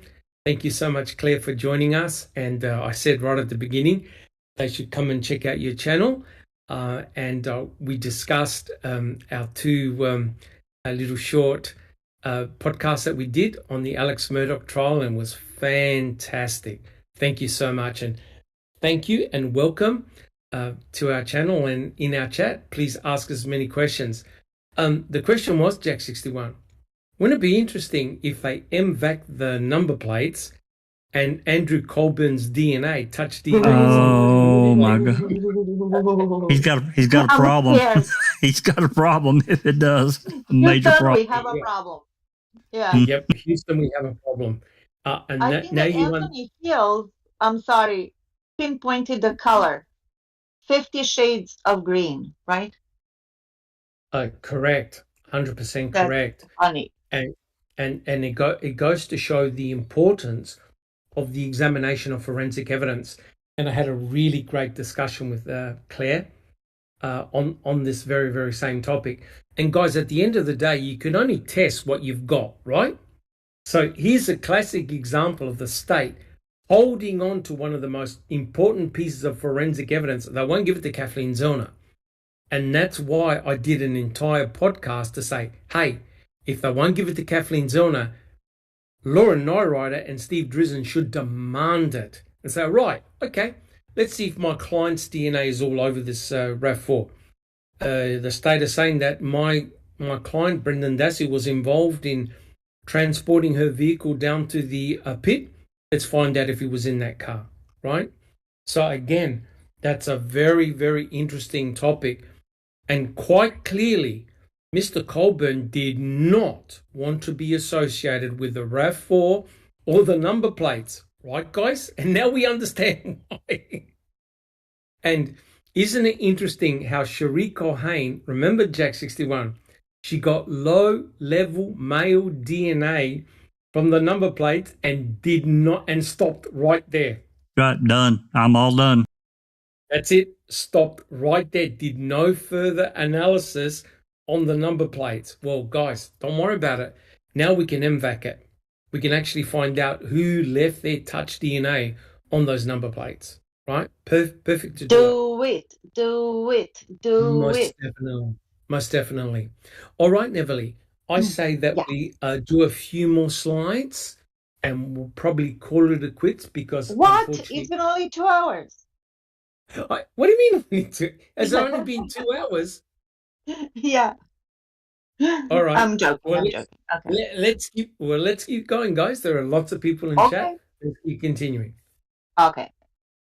After the Making a Murderer hysteria, many fans presumed Colburn made his cryptic call after snooping around late at night on his way home from work on November 3rd, the first night of the missing persons investigation. And we know that Teresa's mom, Karen, called 911 on that day too, right? And everybody's looking for the freaking car, never mind the person. That evening, Colburn spoke with Avery in person at Avery Salvage between 6:30 and 7 to get a statement from Avery about the missing woman's whereabouts. And later that night, Colburn met with Lenk, Manitoba County Detective Dennis Jacobs, County Detective Dave Remiker, and Calumet County Investigator Dietering. The 5 men focused on Avery and another Manitoba County resident Teresa visited on her last day of life, the property on County Road B belonging to George Zipper. So another thing is that Colburn calls in, Karen calls 911 on the 3rd. Colburn makes the call about the 99 Toyota on the 3rd, and he spoke with Avery in person that night. That's correct.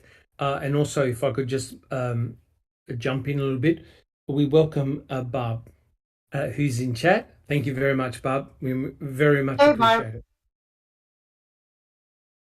Okay. And the 5 men of Apocalypse: Lenk, Dennis Jacobs, Dave Remiker, and Diedering, and Colburn, of course. And they all get together. Remembering that Colburn and Lenk were part of Stephen's civil suit depositions. Yeah.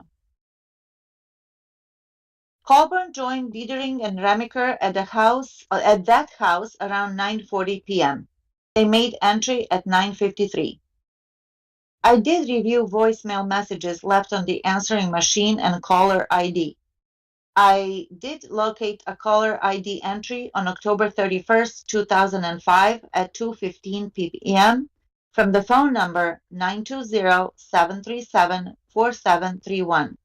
I recognize this as being the cellular phone number of Teresa Halbach. Okay, my question is, on whose answering machine? Zipper's?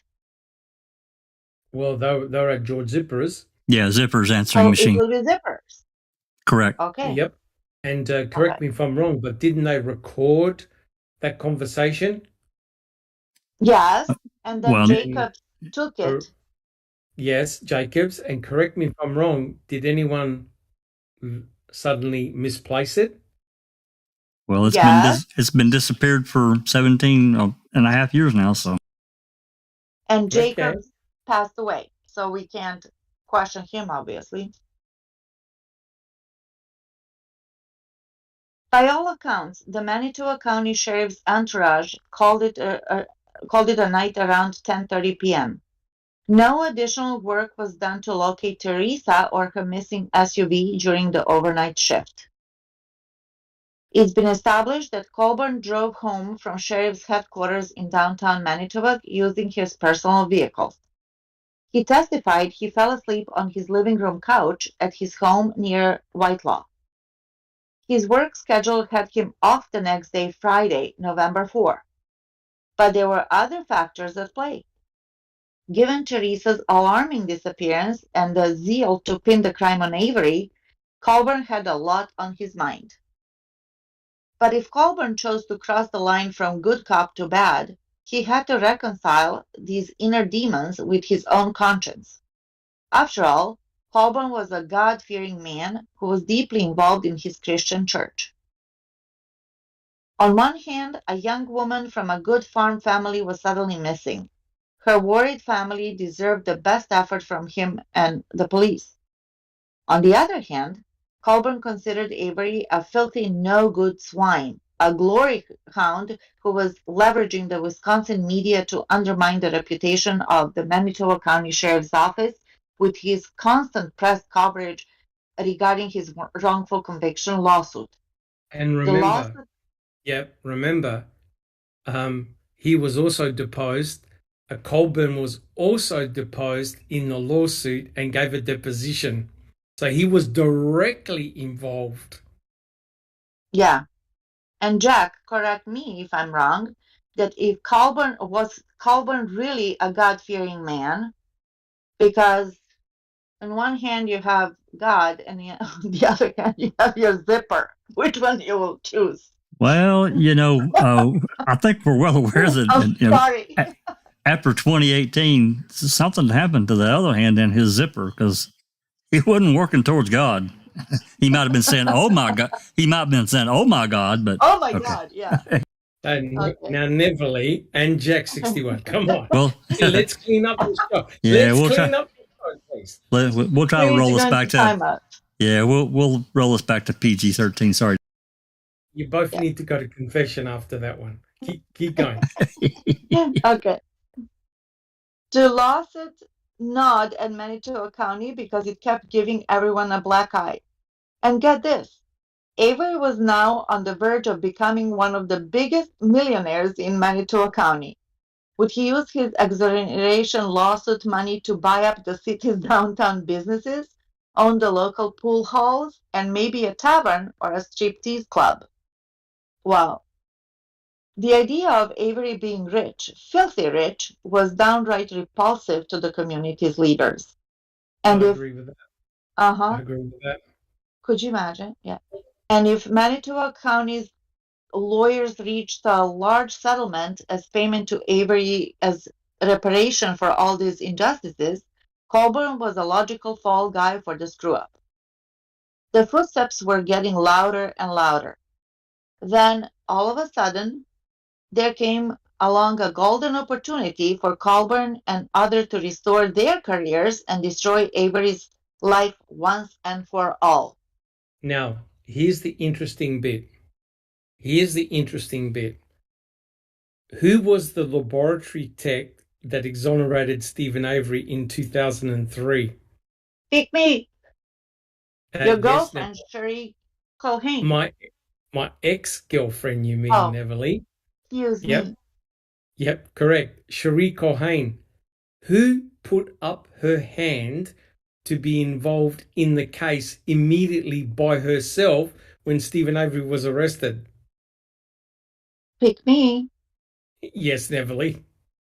Debbie Strauss. Not Debbie Strauss. Not Debbie Strauss. Who was Okay. the lab tech? Culhane. Go ahead. Culhane. Correct. For So is it hundreds of items to be tested. She did it Correct. all herself. That's correct? just crazy. Oh, what a hard worker she is. Correct. And Neverly, you are correct. Deb Strauss also involved herself in the investigation as well. So all of a sudden, the laboratory tech who exonerated Stephen Avery had now the ability to, quote, restore her career by finding him guilty.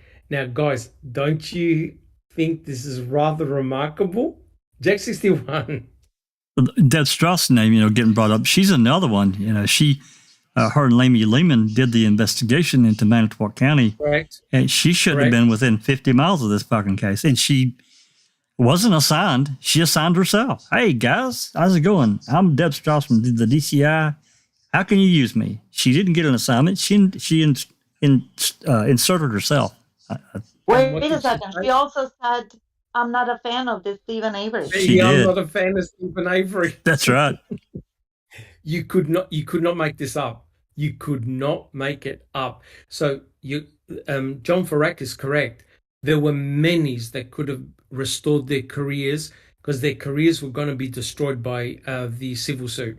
100% correct. Okay, Neverly, let's continue. Okay, Dr. Silks. Just 3 weeks before Teresa Halbach's disappearance, both Lenk and Colburn were deposed in Avery's civil lawsuit about their own involvement in the failure to follow up an exculpatory lead, which contributed to Stephen Avery spending another 8 years in prison before his eventual exoneration. Curiously, although Lenk and Colburn were aware that authority for the investigation of the Halbach disappearance was transferred to the Calumet County Sheriff's Department because of the conflict of interest arising from Avery's lawsuit, both officers volunteered to search Avery's personal residence and did not inform the Calumet County authorities that they had direct contact with a civil case or that they had themselves been deposed and had their conduct as to Avery called into question in the case a mere 3 weeks earlier. Now, this is remarkable. This is truly remarkable because remember when they spoke to the Calumet sheriff, right? Did you tell Pagel that you were part of the civil suit? No. Do you think it was a good idea to tell him? I didn't think so. So have a look. Colburn and Lenk and Remica and others are already starting their micro investigation without revealing the fact that they've been part of of Stephen Avery's civil suit deposition. They're already neck deep into the investigation. Colburn spoke with Stephen Avery. And was it Remiker that actually went inside Stephen Avery's trailer to check it out? And Remiker said, nah, I don't think he's involved. There's nothing here. So these guys are already conducting a micro investigation.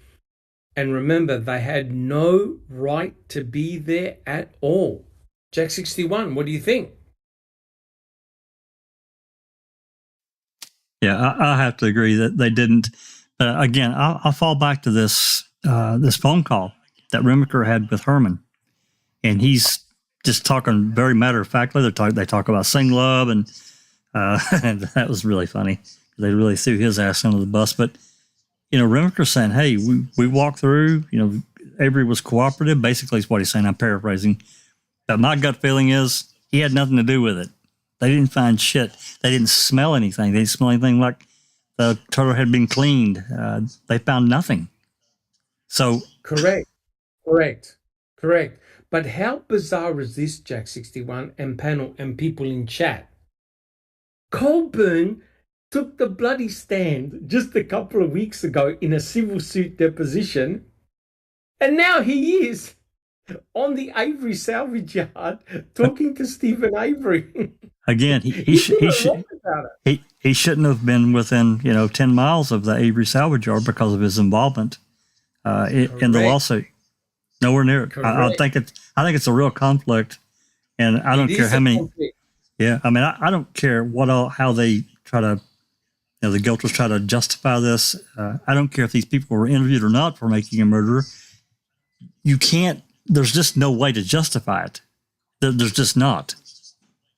For them to try to do so is so hypocritical to me. It's one of those situations I talked about earlier. You just kind of got to get up and walk away from your keyboard because it's maddening to try to get some kind of real answer from people that they don't like Stephen Avery and he's exactly where he should be, but they don't want to answer these questions about why was he in Colburn. You could even, as we talked about a minute ago, Deb Strauss. Why the fuck was she involved? She shouldn't have been there. 100% correct. And yet all these people out of nowhere appeared on the Avery salvage yard. That's I don't recall. Do you have a comment? Would it have made any difference if they had told Pagel? Because it seemed like he was very happy to, You're 100% correct. You're 100% correct. It would have made no difference at all, unfortunately. But remember what Mr. Kratz said early on in the press conference. I'm taking over the investigation. Mark Rohr is handing it over to me because we don't want to appear to have any form of impropriety. Right, guys? That's straight from Ken Kratz. Even the appearance of impropriety. Even the appearance. So these guys were paying lip service. That's it. Because they were breaking every rule under the sun. And that's why we have this embarrassing situation whereby Colburn got involved so deep he couldn't dig his way out of it. Same with Lenk, same with Remiker, same with all these other MTSO officers that should not have been there. They were buried, they were invested too deep. Jack 61. Well, and then the so embarrassing way that they treated Deb to catch that should have been there. She should have been called first and let her take charge and do the investigation. And the totally illegal and embarrassing way that she was treated. That is correct. So we have now a direct comparison. We have someone, Deborah Kakach, who was the coroner, who had no prior involvement with Stephen Avery, threatened by the sheriff, told nothing. You appear on the Avery salvage yard, we're going to arrest you. Compare that to Colburn and Lenk, who were deposed in the civil suit, and yet were everywhere. And they volunteered. They volunteered. They were not chastised. No repercussions took place at all. And Colburn's biggest enemy is Colburn himself. You cannot deny that, guys. You cannot deny it. That's absolutely. He did it then. He's done it here later in his own lawsuit. Absolutely his own worst enemy. That's correct. He's basically going to sink himself, right? And so, how many times have I used this analogy? You're a young child and your mum tells you, do not put your hand on the stove. It's going to burn your hand. How many times have your own mother or father told you, do not put your hand on the stove because you're going to get a burn? And then 5 minutes later, your son or daughter comes running to you with a burn on their hand and saying, oh no, what's your mum going to do? Your mum's going to give you a little scuffer across the head, right? Right? Yeah. I told you so. And so how stupid is it for Colburn to find himself in a battle against Netflix, trying to blame them for his misadventures? Well, yeah, he tried to blame Netflix and the filmmakers for, well, basically, creating the plague and everything else that's happened in the world. For the death threats, for the threatening fans, for all the YouTubers, for everything. But you know what? If Mr. Colburn just simply said, I'm deposed in Stephen Avery civil suit trial, I see this as a conflict of interest. I obviously want to find out about Teresa Halbach, but I have to recuse myself because I'm involved in a civil suit. Yeah, I'll work on this from the office, or somewhere away from all of it. Correct, away from the Avery salvage yard. I'll do the administrative legwork. It would have been Colburn who, except Colburn was the one that took the phone call in 94, 95. He couldn't get out of it. He was roped in. Right? Yeah. He was roped in. He was roped in from the get-go. Chance for vindictiveness, to wash away his sins, to be, to prove himself, to pin Avery, and to be a hero and maybe promoted to a sheriff. Was he thinking that way? Because I cannot see, I have a feeling you're correct. Yeah, a person of integrity saying, I would like to volunteer to help out in this case, even, and omit to say that I was deposed 3 weeks before. Correct. I think, sorry, Jack61, continue, please. Just briefly, and this is going back to that 95 phone call that I have real issues with. It's fine for him to have made this statement, and not 8 years later, of course, but the truth is that the person that took the call in the detective bureau is the one that should have said, hey, we got a call back then. That's the way it should have went down, but they knew if they'd done that. See, they had to have Andy to be the patsy, the fall guy. They had to. Yes. But not only that, it's bloody Mr. Kratz that pushed him to say, hey, do your civil suit. And if you're successful, we'll join in, right? They were waiting on the outcome, Jack61. They were waiting on the outcome. I'm 100% convinced of that. I agree. Right? It's sort of like, have you ever seen those videos where all the penguins are lined up along the cliff and they're too scared for the first one to jump? So the penguin behind slaps him on the back and pushes him in. Yeah, he slaps him down. He's like, see ya. Slaps him down. See you later, mate. Yeah. That's it. Sink or swim. They're all waiting to see what the outcome is. If the outcome for Colburn is bad, they're all going to start running, right? So again, it's crazy stuff. But Neverly, let's do a couple of more slides and then we'll call it quits. I think we've done quite a bit. Neverly, let's continue. Yes. Give me just 1 second, please. No worries.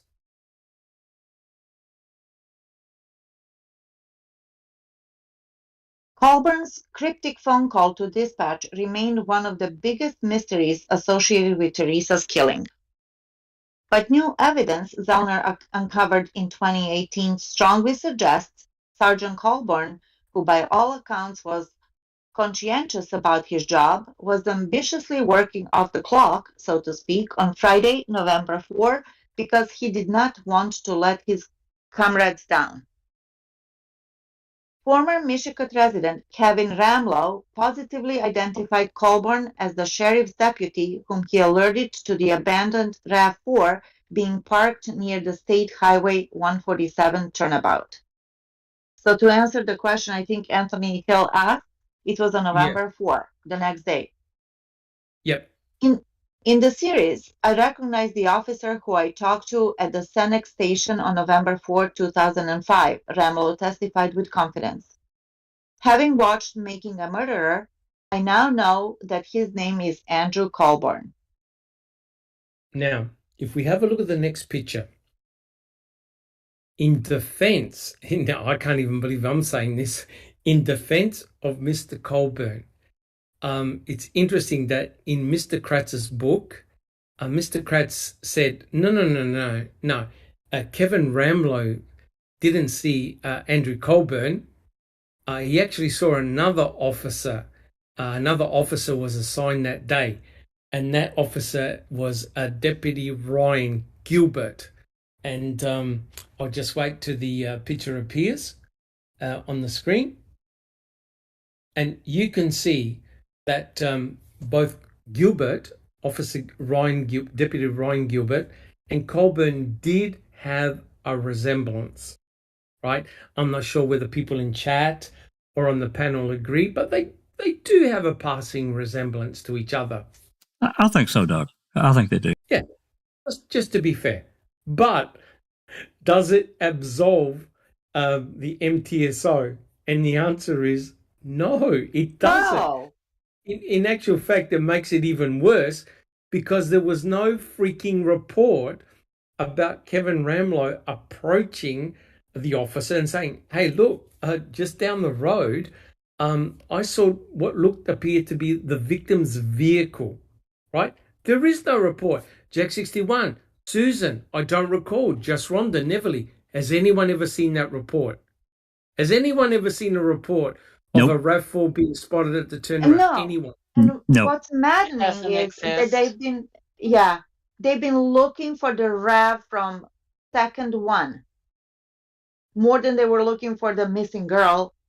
It was all about the RAV. Correct. Hand of God goes correct. the next day, to the ASSI, and what is she looking for? For the RAV, for the car. So somebody alerts you, hey, I saw this car over there, and you don't see it as a significant. Well, what kind of police school academy do they go to? Correct. Now, look, I could understand Colburn not writing a report. I could understand him because he's the type of guy that writes a report, 6 months to 8 years later?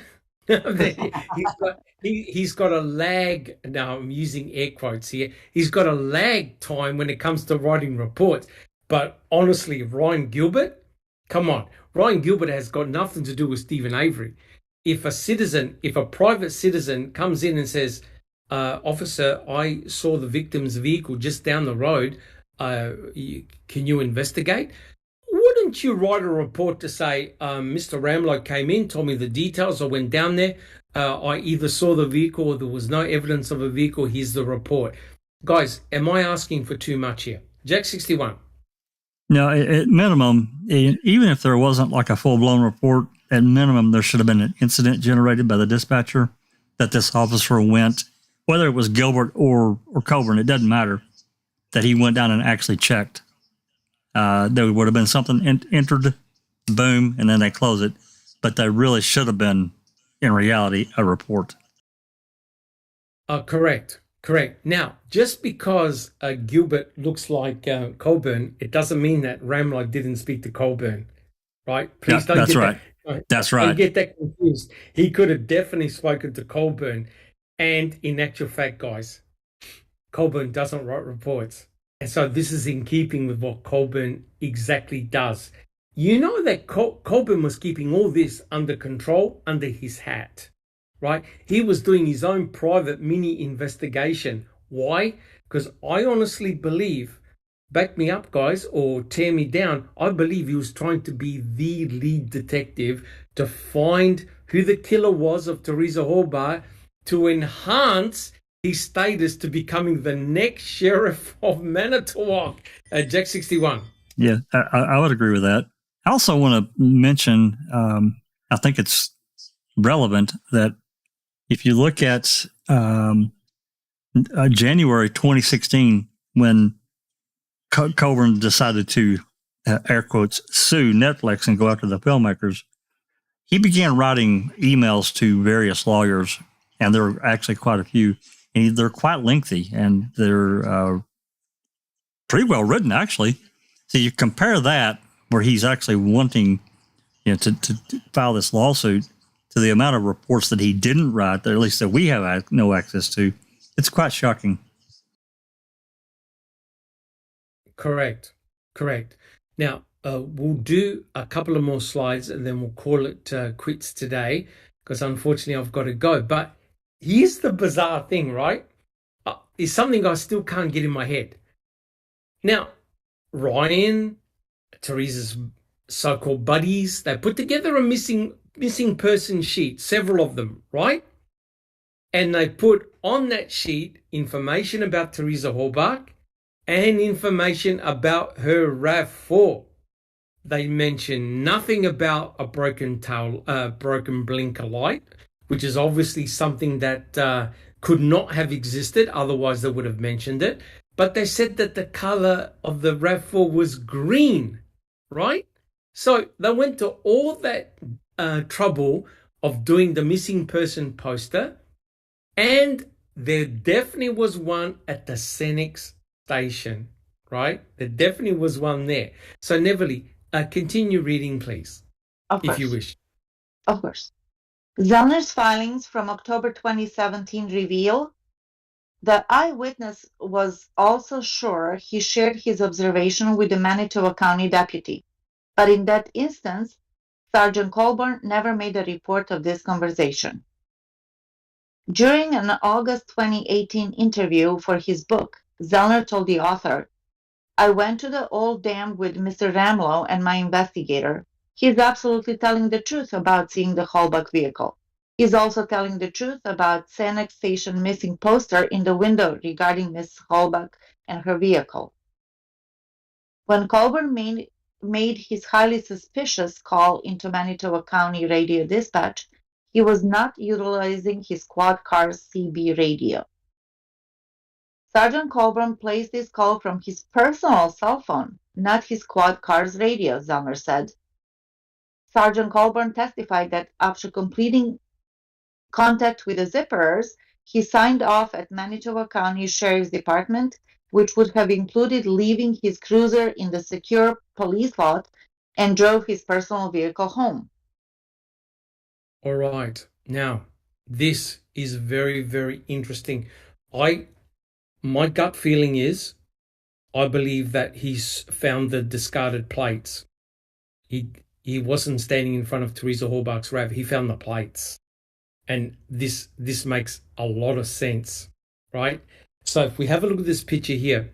Now, if you go to Google Earth and you put in Senex Station gas, you'll find exactly which station they're talking about. If you then follow up the road, you'll see this geography that's in this picture here, and it's brightening, right? The RAV4 was literally spotted it wasn't too far away from the Senex gas station at all, right? So the RAV4 was spotted on Highway 147, and Kevin Ramlow said that he spotted it on November the 3rd, right? On November the 3rd, that's where he saw it. Now, you can do a Google Earth, and you can go to the exact same spot that Kathleen Zellner and her experts did. They went with Ramlow. And there is, it's really bizarre.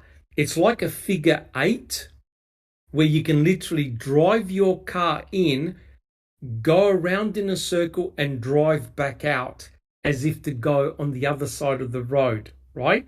So it's the turnaround. They call it the turnaround.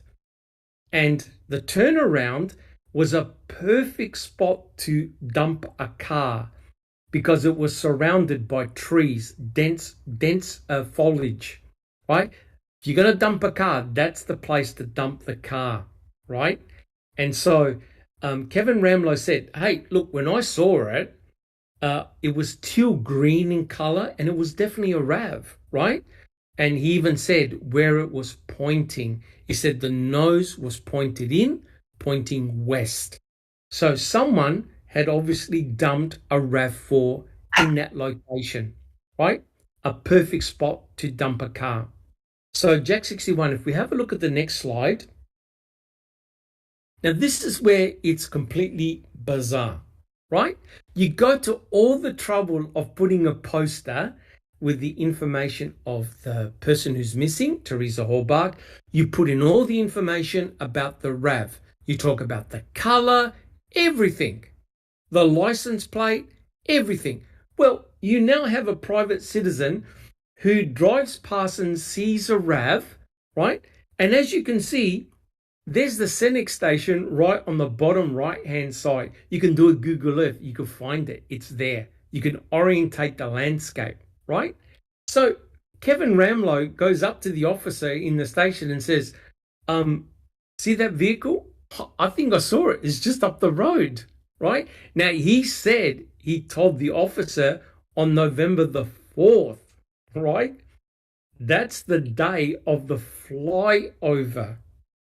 Right? Now, if the RAV4 was pointed deep within the turnaround, you may not have seen it from the air because it's covered by trees from above, right? You do a Google Earth, you can see there's dense trees everywhere. It's very, very deeply forested. So quite clearly, it was either Colburn or Gilbert. They never wrote a report. So the question is, did Colburn actually find the number plates, or was he standing in front of Teresa Halbach's car? Right? Now, somehow, Teresa Halbach's RAV4 got transposed from the turnaround to the Avery salvage yard. And you can now factor in Sawinski, who said, yeah, on the early hours of November the 5th, I saw two people pushing up the RAV, right? So now it makes perfect sense.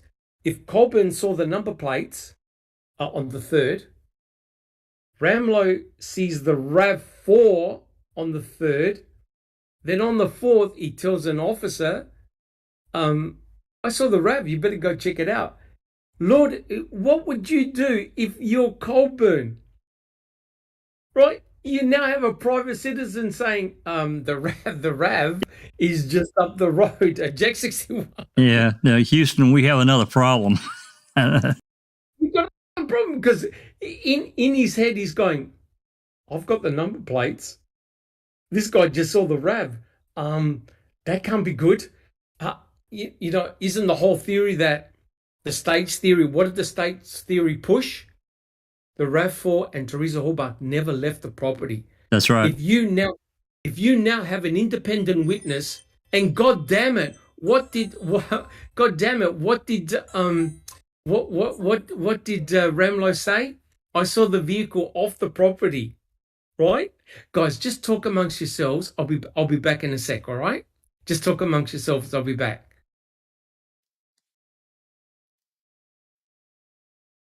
So Nope. in regards to the missing poster, everybody knows by now that there was a date on the bottom of the poster that indicated November 2nd. And why is that weird, or it used to be weird to us, is because Karen, Teresa's mom, did not report Teresa missing till the 3rd. So how could we have hundreds of posters made on the 2nd and be ready for the 3rd, right? I think there was communication prior. That's what I think. Yeah. I thought it for a long time. Yes. And Yes. we're not privy to it. Yes. I And absolutely do too. me There had too, to be. 100%. Yeah. Because we know that the person who's in charge of making the posters is from that YES organization, YES. Yeah, Jay Brower. Correct. Yeah. Correct. Who isn't he the father of Mike Halbach's girlfriend? There's a connection right there. That I can't remember. I'm not sure. I think so. All right. But guys, you have to admit, it is rather bizarre. You're correct. You go through all the process and putting up all these missing girl posters, missing person posters everywhere, including at the Senate station. Then a private citizen comes up to you and says, I think I've seen the victim's vehicle, and you don't act upon it and you don't write a report. Now, let's think about this. Would you, as the police, as law enforcement, want a written report that says us private citizens saw the vehicle off the Avery salvage yard? Yes or no? Would you want that report to exist? No, absolutely not. No. You definitely don't want it to exist, because then you just shoot down the state's theory, correct? That's right. It's out the window. Yep. Out the window. Susan, any comments? Well, yeah. Although, to me, it seems that even if the RAV was at the turnaround and it had Stephen's blood in it, it still could have incriminated him. But yes, but what happens if Stephen's blood wasn't in that RAV and was placed in it after it got seized on the 5th? Right. You see, there's a big problem, right? There's a you can see there are big issues. Jack 61. Or when the big tarps got thrown on it there for 45 minutes, and there was no one there really but the cops, so they had free access to do whatever the fuck they wanted. Correct. You see, they were figuring out how they were going to make this work. Is what they were doing. Yeah. Correct. That's right. That's right. That's 100% correct. And I'll never forget. I remember Colburn was involved in swabbing Stephen Avery's trailer. They took swabs, and they brought those swabs, I believe, to a command center or to a place very, very close to where the RAV4 was. Now, they swabbed Stephen Avery's blood then and there. They may not have known it was Stephen Avery's blood, but they probably guessed the fact that it was only Stephen Avery staying there. There wasn't Jody. She was in prison. So maybe they just took a wild guess and thought, this belongs to Stephen. Who knows? Who knows? But Silkman. Yes, Emily. No, you're finished. But you see, here's the important thing. And this is what nabbed Alex Murdoch. There's only, in Stephen Avery's case, law enforcement were now in charge of the crime scene, correct? As soon as they seized that RAV, they were in charge of the crime scene. They put a tarp over it. They could have done anything they wanted because they hid the RAV4 from the cameras up above, from people in helicopters, from the general public, or for whoever was watching. Right? And how long do you think it would have taken to plant that blood in the RAV4? We're talking what? 2 minutes? It's very easy to do. Neverly. Yes. Barbie's in chat. Oh, and lovely. She said they told Jody that if she testifies that they would change her name, change her identity, and move her away. What's to say they didn't do that with Teresa? Well, I'm going to reveal a little. I'm going to reveal a little something that you're going to hear tomorrow. You're going to hear tomorrow. Probably depending on how far we get in these calls, probably twice. But I'm not exactly sure how the communication came through. I'm guessing through law enforcement. But this is in February, late February, early March 2006. That Karen Halbach wanted to come to the jail to talk to Jody. Karen Halbach. What did you say? Well, that's what they told Jody. That's right. Whether Karen actually did or not, we don't know that. No. I'm guessing that was a ruse. Well, it very well could have been, but what the hell? That's a hell of a ruse to perpetuate to try to pull information out of her. I'm just saying. Correct. The shit that these guys did. Yes. Well, look, guys, what we'll do, I like to do one more. I've got my nurse waiting outside. I need to go, unfortunately. But, look, this is going to get really, really intriguing. But look, I can spend 10 minutes and I'll convince you that Teresa Halbach is indeed dead. I've got no problems in it whatsoever. There are multiple levels of evidence that suggest that she's indeed deceased, but we can talk about that at another time. So let's just finish this slide. Neville, would you like to continue? Sure. If Sergeant Colburn was on duty and in his squad car, it would be reasonable to expect transmissions to and from Manitoba County Sheriff's Department dispatch to come over the radio. Because Sergeant Colburn called dispatch from his personal phone, it is reasonable to conclude that he made the call on Friday, November 4, 2005, his day off. Interesting. Very. Kevin Ramlow now believes he encountered Colburn at a gas station around 12:30 p.m. to let him know about the missing woman's vehicle. Sergeant Colburn confirmed the identity of Miss Halbach's vehicle by calling dispatch on his cell phone around 7:30 p.m. on November 4. Realizing such a call would be recorded, Sergeant Colburn removed the license plates from Miss Halbach's vehicle to conceal that he had actually located the vehicle at the point in time when he made the call about the license plates. Interesting.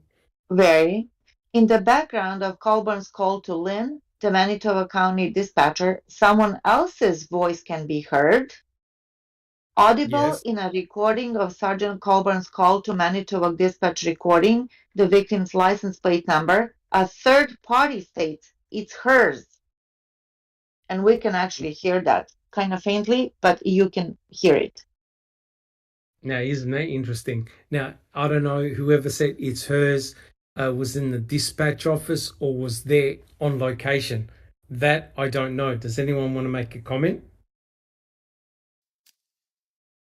Yeah, I mean, we don't know, but you can definitely hear it.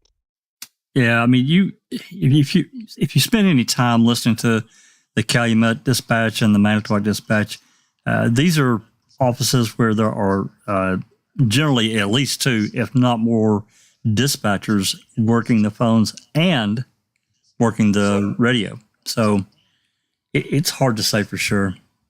Somebody else could have been nearby in the dispatch office, Correct. and when she pulled that up, they said, "Oh, it's her," or I guess there could have been someone else with Colburn or someone around. We just don't know. Correct. 100% correct. Well, look, guys, I would like to leave it here. There's no way we can do this podcast in one sitting, but it really does bring up a very, very intriguing story. If Tom Sawinski is correct, then that means that Kevin Ramlow was correct all along, right? He did see the RAV4 at the turnaround, and Tom Sawinski saw two people pushing up the RAV into the Avery salvage yard. That also complements the fact that during the flyover on the 4th, no one saw the RAV4, right? They flew over the property. No one actually saw the RAV4. Again, that complements everything. When they stated that, when Earl stated that, hey, look, I was down there with, I think his friend Robert Fabian. They were there. They said, we never saw any RAV4. They were there sighting in the guns, shooting at rabbits. So everything tends to suggest that the RAV4 wasn't there on the property.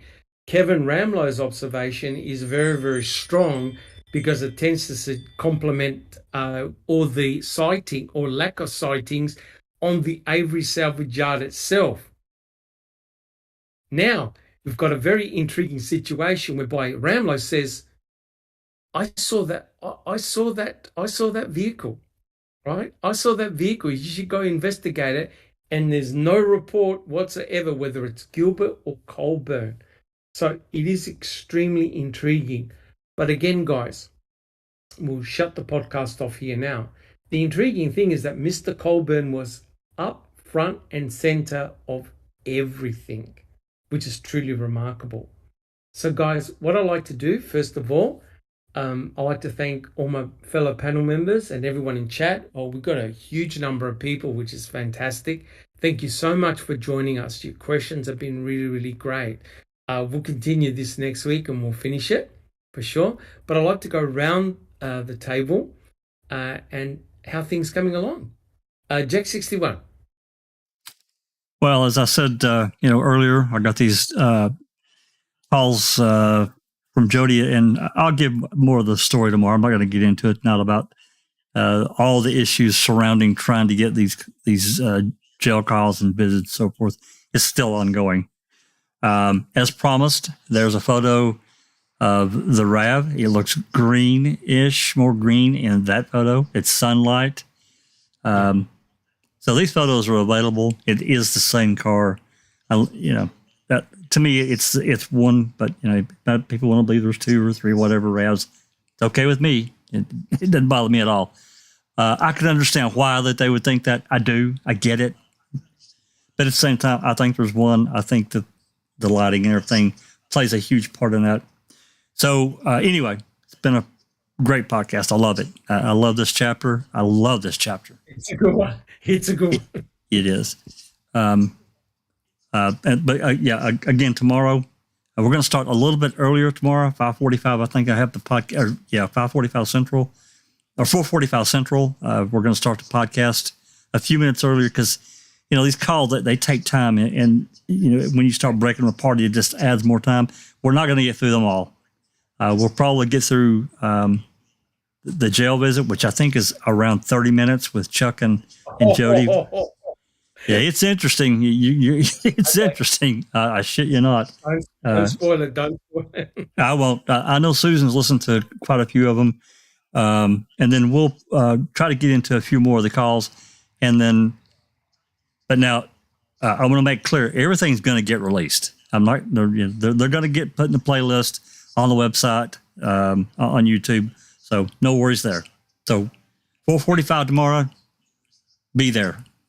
Thanks, everybody. Or B square. Or B Thank you so square. much. Yeah. Dr. Silkman, there's Yeah. a question from our member of the month, case 10. He says, who put the missing poster in the salvage yard office? Do we know? No, but there was a group of volunteers. I know that Scott, Blowdorn and Ryan Hilligus were involved in the search party. Now, I'm not sure whether they were also involved in the yes poster. I think they were. It's in the transcripts. We can easily look it up. But there were individuals who were involved in putting that yes poster together. And I know that the cousin of Teresa visited the Avery salvage yard and handed a poster to Stephen, and he David put it Beach. up in the office. David Beach. Yeah. Yep. That's So who it would have did been it. Yeah. it would have been volunteers who went around everywhere putting up posters. Yep. So I'm not sure who the person was that put it at the Scenic Station, but it seems like a good idea to put one up there because it's a high flow through area. Yep. Awesome. And some people in chat are saying, let Dr. Silkman go and continue reading. Can you believe these guys? All right. Backstabbers. Thank you, Jack61. No, people love what we're doing, which is awesome. I don't recall. How about yourself? We're just working on Daniel's case, and I did get a response back from my FOIA request or my open records request from Calumet. Brenda, I guess her name is, said she's in the process of working on it, whatever that means. But so Awesome. Yep. I think Jack61 is saying, see you in about a year. He's not there. Thank you, I don't recall. What about you, Susan? How are things coming along? They're coming along great. And I just want to answer Phaedric's question. She wants to know who's who on the panel. No, And the actually, first one that's you what I see- thought. No. She wants to know of who's who on the foul play site, like in MAM. I misunderstood it as well. She says, do we have a who's faces file on the foul play site? Okay. Oh. I read the same way you did. Do we have that? I don't know that we do. No. Oh, He you says mean he has the alley officers. Oh, you mean all the people that were involved in the case? Yeah. That would be great to have. Yeah, Yeah. it would. We'll have to put something together. I mean, I know, we did Coffee with Foul Play, a whole series of podcasts, and we covered all the people, everyone. But it would be nice to have it together. I'll Doc, see what we can do. Doc, Yes. let me talk to yours. I think he has something as usual. Yours, yours. He's so organized. I think he has a file that has pretty much everyone. So Awesome. if he's willing to, share that, we could easily create a room. Who's who? We could. Correct. 100% correct. Thank you so much, Jack61. Any other comments, Susan?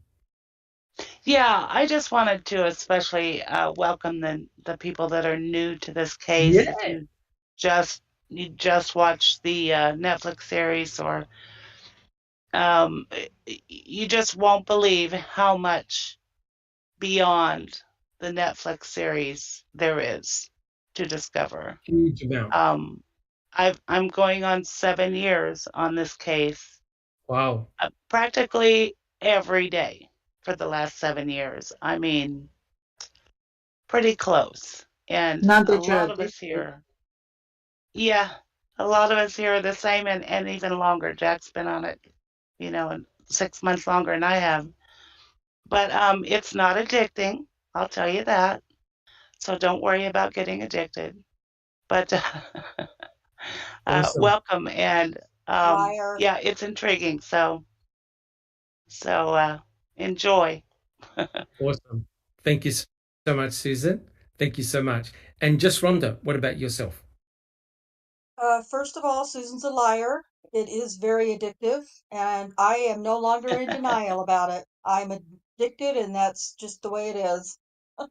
Um, but I'm here to help those of you who are in denial. So just so you know, I've recovered mostly from whatever weird migraine thing I had going on this last week. But I apologize for canceling my podcast for Thursday last week. But we're doing it again. We're gonna be back on Thursday, and we're gonna start reading some transcripts from Adara Gardner's part of the trial for Daniel's case. So we know how interesting it is when we have transcripts that we can read directly from. So we're going to do that. We're going to start that on Thursday. And then the following week, we're going to still be on Adara, and we're going to be discussing the DNA in the case. And so I'm working on getting help for that. I believe that it's been confirmed. So if it's all right, if I mention it, our own Dr. Silkman has agreed to help us out that day on the Love to podcast. help. Hell yeah. So Love to yeah, help. so I'm super excited. So he's going to have those parts of the transcripts to read from the crime lab analyst in Daniel's case, and he'll be familiar with it, and he'll be able to help walk us through, because we're not going to understand it as easily as he might. But then again, that whole DNA thing in that case is so jacked up that he might be going, "What the fuck have you gotten me into here?"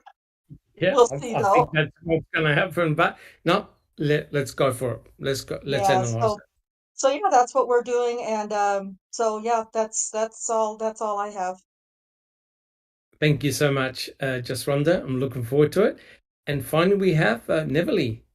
Again, excellent reading. Thank you so much. Thank you, Dr. Silkman. You know what's been bugging me forever, and I always forget to talk about? No. In regards to the people that, like Ramlo, who says, I saw the RAV4 that were, turn around and 147. Now, you need to vet him. You need to do this. You need to go through all kinds of lengths to verify that this person is telling the truth. But when a cop says something, we have to take that as gospel. Correct. And I'm sorry, I have a fucking problem with that. Correct. So that's all I wanted to say. You see where I'm Correct. going with that? I do. And don't worry, next week we'll continue the shenanigans. And I'm telling you what, now I'm starting to see connections all over the place. It's frightening. It really is frightening. So again, a really excellent chapter by John Ferak, and I really love the way the Foul Play team is doing the analysis of this, and also people in chat with their excellent questions. Well, look, guys, again, I wish I could stay for another couple of hours, but I truly do have to go. But I don't want to rush it because it's a great chapter. If you have enjoyed what we've done, please subscribe and put your DNA on the thumbs up button. It really does help us. And let people know about the work that we do. We have a very extensive and incredible amount. The body of work is huge that we've done in this case. And again, guys, I cannot wait for the phone calls tomorrow. They're going to be very interesting. We might have to put a couple of warning and trigger signs up, right, Jack 61? Absolutely. Yeah. Definitely. It's not meant for kids. No, not at all. But again, guys, thank you so much for all your kind support. And we'll see you all very, very soon. Take care. And this has been a Foul Play production.